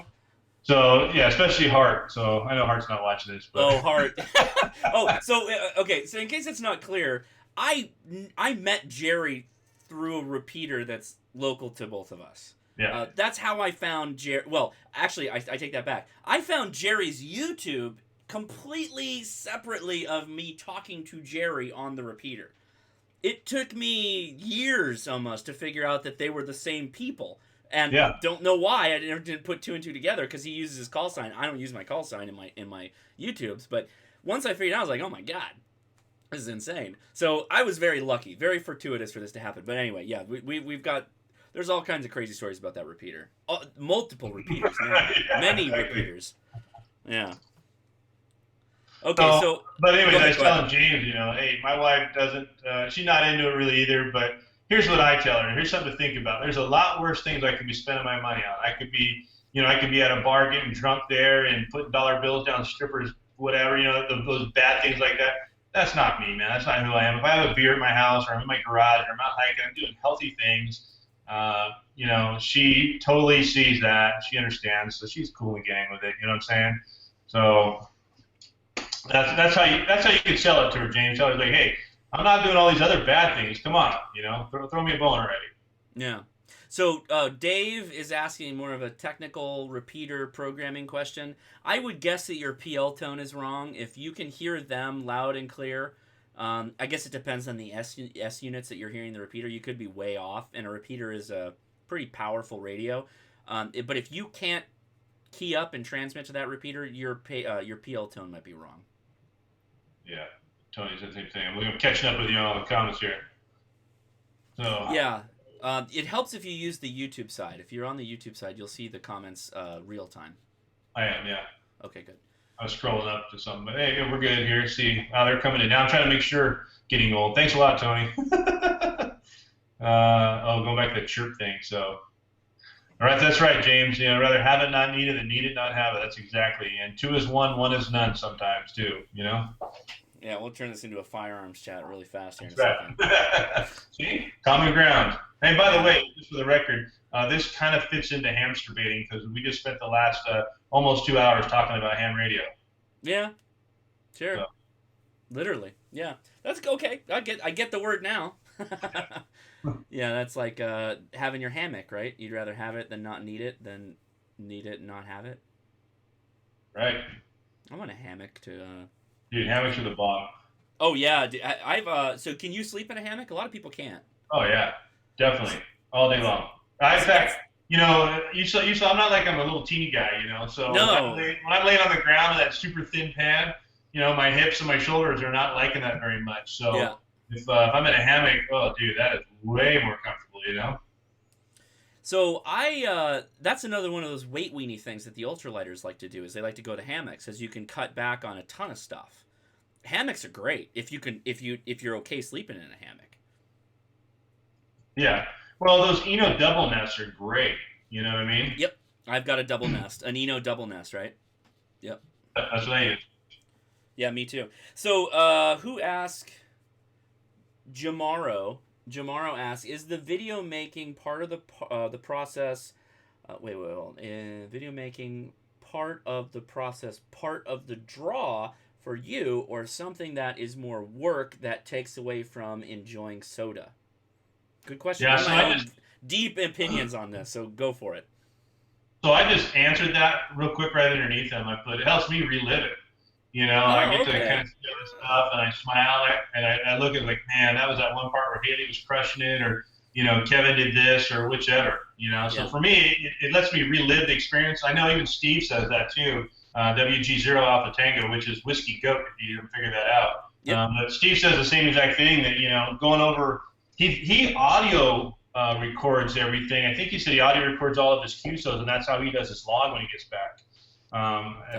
That's smart, because then you don't have to mess around with an app or a tablet. But I know he also writes things down too. He kind of goes old school with paper and stuff, which is because he CWs a lot too, right? Yeah, most of what he does that I can tell is CW. Yeah. But the point is that he made a comment not too long ago that it helps him relive the experience doing it, and I agree with that. I totally agree with that. It is work though, but it's a finished product at the end. It's something tangible that helps you say, hey, I went up there and made these contacts. After that, it's done. But then I can go back and I can watch it, So I come to video making a little bit different than Jerry and some other people. They will do an event and capture the event and then create a polished product for that event. I used to do a lot of that, and I'm actually back to doing that with a little bit of the live streams, which live streams are great because you don't have to edit anything. Jerry, we're going to be done. We don't have to edit any of this. It's just going to go on the internet and we're all set. You don't have to do anything. It's awesome. With that said, I did daily vlogs for 630 days, over 630 days. Every day, getting content, editing, getting content, editing, getting content, editing. All of a sudden, you, by the very nature of wanting to survive and have some time to be sane, have to figure out a process and have to figure out what content is good content and what you're going to record, and then what content you won't record even though it's borderline good, just because at the end of the day, if you're looking at 40 different video clips and you have to condense it down to 5 minutes, you're like, F my life, I don't want to look at all these video clips. I've got to do this quick. So that's both good and bad, right? That's bad in the sense that you could have really, really good content you're not capturing. It's good in the sense that you have the discipline to find a process that works for you and a workflow. Finding your workflow is really, really good for editing, as long as then you can open it up to different forms of like, okay, I'm going to take all the content I can get and I'm going to apply my workflow to it. And if you apply your workflow to it and you're good at it, you can generally do pretty good work. But it requires getting really good with your editing software or your cameras and etc.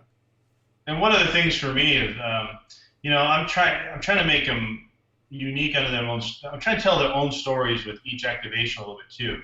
So, there's some common things I do have in some of my videos, but I will say that, I've been trying to really take it to the next level, and it's another part of the hobby. There's the whole part of SOTA and activating, but the other part of it is I'm also a photography guy and videography. I love doing that. I love doing editing. There's a whole bunch of photography. I mean, I'm a gadget guy. Anything to do with gadgets I like, So with that this is another form. It's another part of the hobby. So it's like two hobbies in one almost, really. Mm-hmm. But I don't really have how do I say this? I don't really have like a rubber stamp workflow. I don't have any cookie cutter templates that I use. Everything you see is footage that I grab. You don't see everything that I grab out there, of course. I do cut a lot out. Mm-hmm. But I try to, the best I can, tell a story and make it interesting as much as I can. I try to show the trail just enough to get you to see, hey, this is what this trail is about. Because there's people out there that maybe they are wheelchair bound, or maybe they're not able to step up high on big rocks. And so if I see big rocks, sometimes there's like steps of rocks. You have to kind of like the Mount Mary Lee's boulder hopping one I did. It's like, hey, I want people to see that, because I'd really hate for them to drive all the way out there and then go, crap, I can't do this trail. Or I wouldn't want people to go out on the one we did, San Juan Hill, and they're like this, hard charging, boulder hopping, peak climbing. They're like, this is boring because it's a dirt road. Yeah, some are. But I'm trying to show the variety of what's out there, so that people can pick and choose what it is they want to do. So it's purposeful in the sense that I'm trying to show you some things, any wildlife thing. If I get a chance, I'll show that. That's hard because I usually have a bunch of things in my hand. I'm making a bunch of noise. My dog scares everything. So. but I do have some footage on one of my last ones of some deer though that I got with a drone that I was up and over. So you got drone footage with a deer footage with a drone.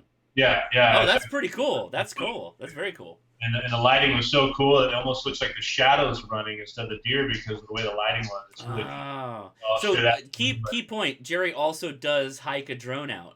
He hikes a Mavic, DJI Mavic. Yeah.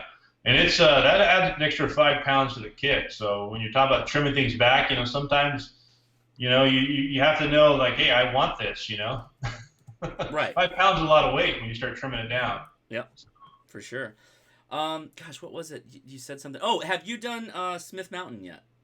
Which one's Smith? In the San Gabriel Valley.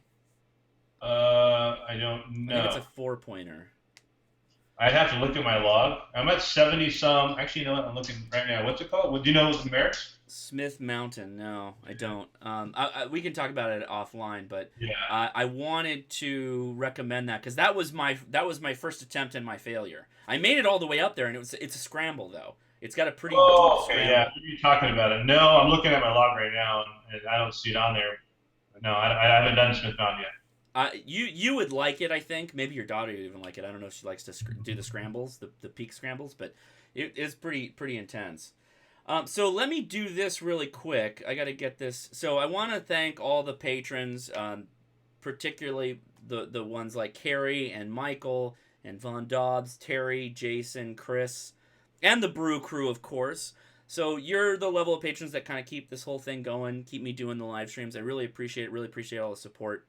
Want to remind everybody, the newsletter went out this month. I talked about specifically my thoughts on how people found radio. Jerry can attest to this too. I think we already covered it a little bit, but a lot of people found radio through CB radios. I didn't. I kind of got exposed to it through Boy Scouts and VHF, UHF radio. But I always had a shortwave radio as a kid, and I think shortwave radio is kind of the gateway to HF. So if you have a shortwave radio at home and you haven't thought about using it, get out there maybe on a night like this, little cool night, and see how far you can receive. See what kind of crazy signals you can pick up, because you're always going to be surprised. I had somebody comment today on one of my videos that I made on the Texan PL660, and he was saying that he got the radio and he was able to pick up a number station with it on the first night that he had it, which is awesome. Like, I don't know, Jerry, have you ever heard of number station before? Heard of what? A number station. Are you familiar with the concept? Nope. So a number station is like an old holdback from the Cold War, and the spies would have a little shortwave radio, and they'd listen to a certain frequency, and from the motherland or wherever, a radio broadcast would come on that would say like 6, 9, 12, 5, 4, and it would give you this coded number string. And supposedly the idea is that they could take that coded number string and use some kind of spy book to determine what their action was supposed to be, or their mission was supposed to be, or whatever. And they still exist today in some capacity. So that exists on shortwave. So that's one little cool thing you can look up, and that's on Google, so check that out. So anyway, again, thank you to the patrons, and if you're interested in the newsletter or any other fun stuff, hop on over to the link in the description. Okay, so, Jerry, this was a good talk. Yeah, fun today. Yeah. Any last comments or anything you want to go back to? You said no. I think you covered it. Activation of 146.520. You hit that. We talked about spots and alerts. I did want to go back and say the drive up thing. There's some summits that are drive up summits. The points are the same depending on the elevation. The elevation of the mountain is the points, regardless of how easy it is to activate it. Right. It's all based on above sea level. It's not based on difficulty level. So at the same time, that could be its own pitfall, because you might say like, oh, it's a number 1, but it's really hard to get to it, or you have to hike in 5 miles. Yeah. That's right. I mean, I honestly, the one that you and I did, the 1-pointer, and it was 6.15 miles round trip when we're all done with it. Yeah. And I was like, that's the most work I've done for 1 point ever. Well, that was you made the comment, is the juice worth the squeeze? You said, is the juice worth the squeeze? It's a good question, right? So you gotta, but there's a little bit of research that goes into this, but that's part of the fun, I think. I think that's part of the interesting thing is, you got a wealth of people. There's actually, I'm sure somebody's done the numbers, but there's probably, most of the mountains have some kind of trail report to go along with them. It may be old, but you got something to go off of. I don't know that there's a lot of summits that are left unactivated. Is that? Oh, there are. Are there? Mm-hmm. I should have asked that question earlier. And on that, let me throw that out there too. Yeah, go for it. Is if you're the first person to activate a summit that has never been activated before, then you basically stamp your call sign on that one as the first one to activate. So you identify the summit on there is it was first activated by. So it's like popping the cherry of those summits, which is kind of cool. Ah, okay. Very cool. So that's kind of an incentive too. And the other thing, I think you're kind of, as we're winding down here, is what are my final thoughts? Is I would say go try, just go do it. Go do it, and if you fail, you don't make your 4 contacts. So I failed. I failed multiple times. What do you learn? And then go try it again. You know what I mean? And you got to enjoy the process of overcoming things, because like what happened with you, when you finally get your successful activation, and it'll come, then more will come after it. And then, you make little changes in your kit as you go. Don't change everything all at once, because then you don't know what's changed and what's working and what's not. Yeah, well, I mean, that's how I failed. It's because I changed a bunch of stuff. Right. So you just want to just go do it. I mean, it's not like you're going to get in trouble. No one's going to take your money away from you. Right. You're going to go have fun, man. You're going to go, you're going to enjoy the evening, and you're going to go have a good time, hopefully with somebody else. And then, you know what? You never know what'll happen. Absolutely. And I mean, if it was for failing, I wouldn't do many things in my life, because I fail constantly. And I don't fear failure, because I just get better at it in its subsequent attempts. But I think that's what separates me and other people that have a similar mindset from people that just don't try. Gotta try. We're here to try. I mean, this hobby is in itself a hobby about trying. And that's why I talk about moving forward with radio.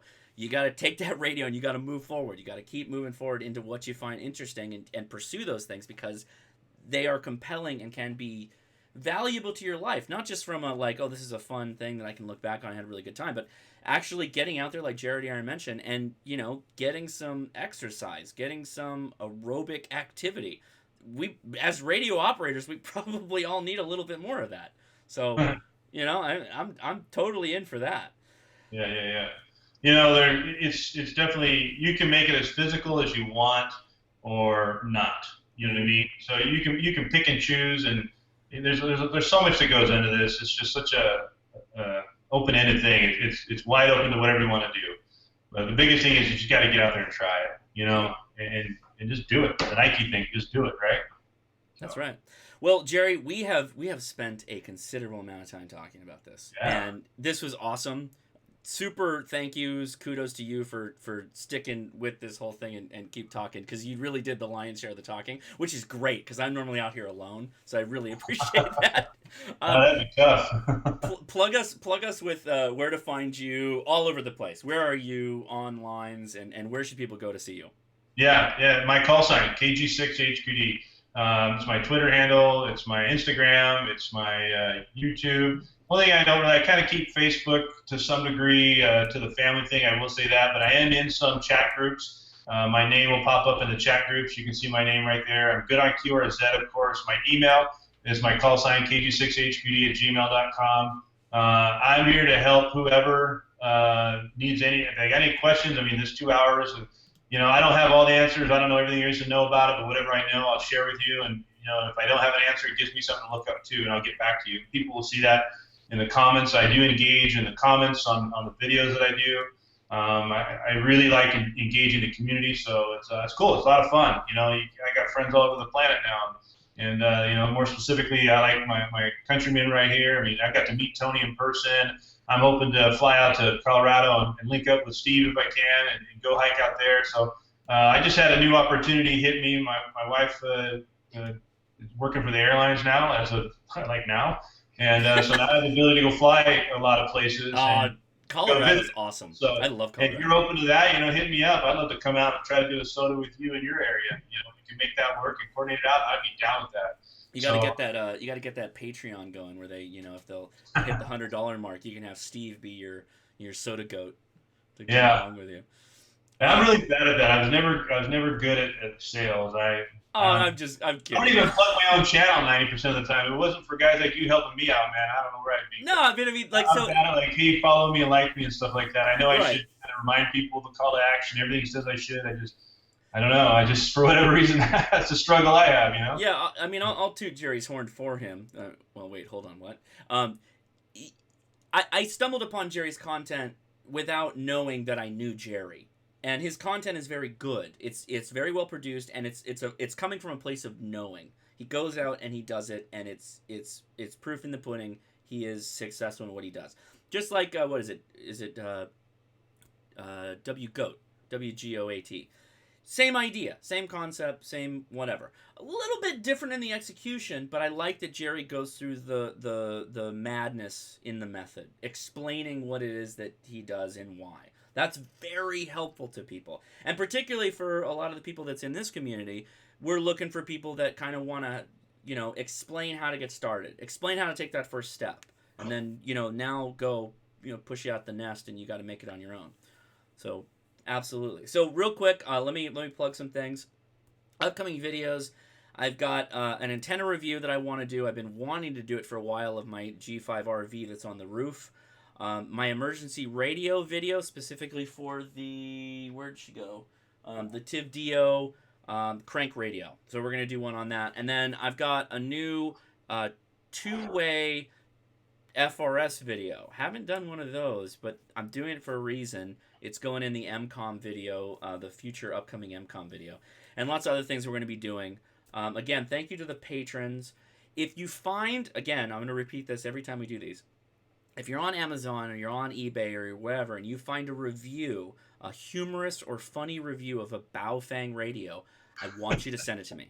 I want you to screenshot it and send it to me. Send it to hoshnasi@gmail.com. Go ahead, what was that? So now I'm going to do one. Oh, dude. Oh man, I did a whole segment on one of my streams called "The Best Review of All Time," and it was just Baofeng reviews. It was like, remember when Jay Leno used to do headlines? Do you remember that? Like people would send him headlines, Oh yeah, yeah, ridiculous yeah, yeah, newspaper yeah. headlines. It was just like that, but it was for Baofeng reviews. It was awesome. It was hilarious. I loved it. Anyway, so we're going to Hashnasi. You ever fix your QRP guys vertical? I did, and well, so all things. I mean, Jerry can attest to this a little bit, and we're holding this on a little bit longer, but we'll hit this last one, and then we're gonna go. The QRP guys kit is a complicated thing. It's a tri-band vertical antenna, 20, 30, and 40 meters, with 2 wound toroids. All kinds of stuff can go wrong with that. Jerry's antenna is a single twin lead stereo cable that is electricians not together and then cut to length. That either is or it isn't. It's a binary thing. You're either in the space that you want to be resonant on or you're not. The QRP guy's antenna, I'm really good on 20, I'm really good on 30, and I'm total garbage on 40. Well, why? Well, one of the toroids was overwrapped. Not that I overwrapped it. I was perfectly following the instructions, but once I hooked it up to my antenna analyzer, I found where it was most resonant, and I needed to take a wind out. So I got to get it out there and put it up in the air and test it. But that's what you got to do sometimes. If you want flexibility, that usually means complication. Usually means extra hardware. Usually means possibly a tuner to be flexible. What do you think, Jerry? Yeah, I mean that's the name of this game. It's experimenting.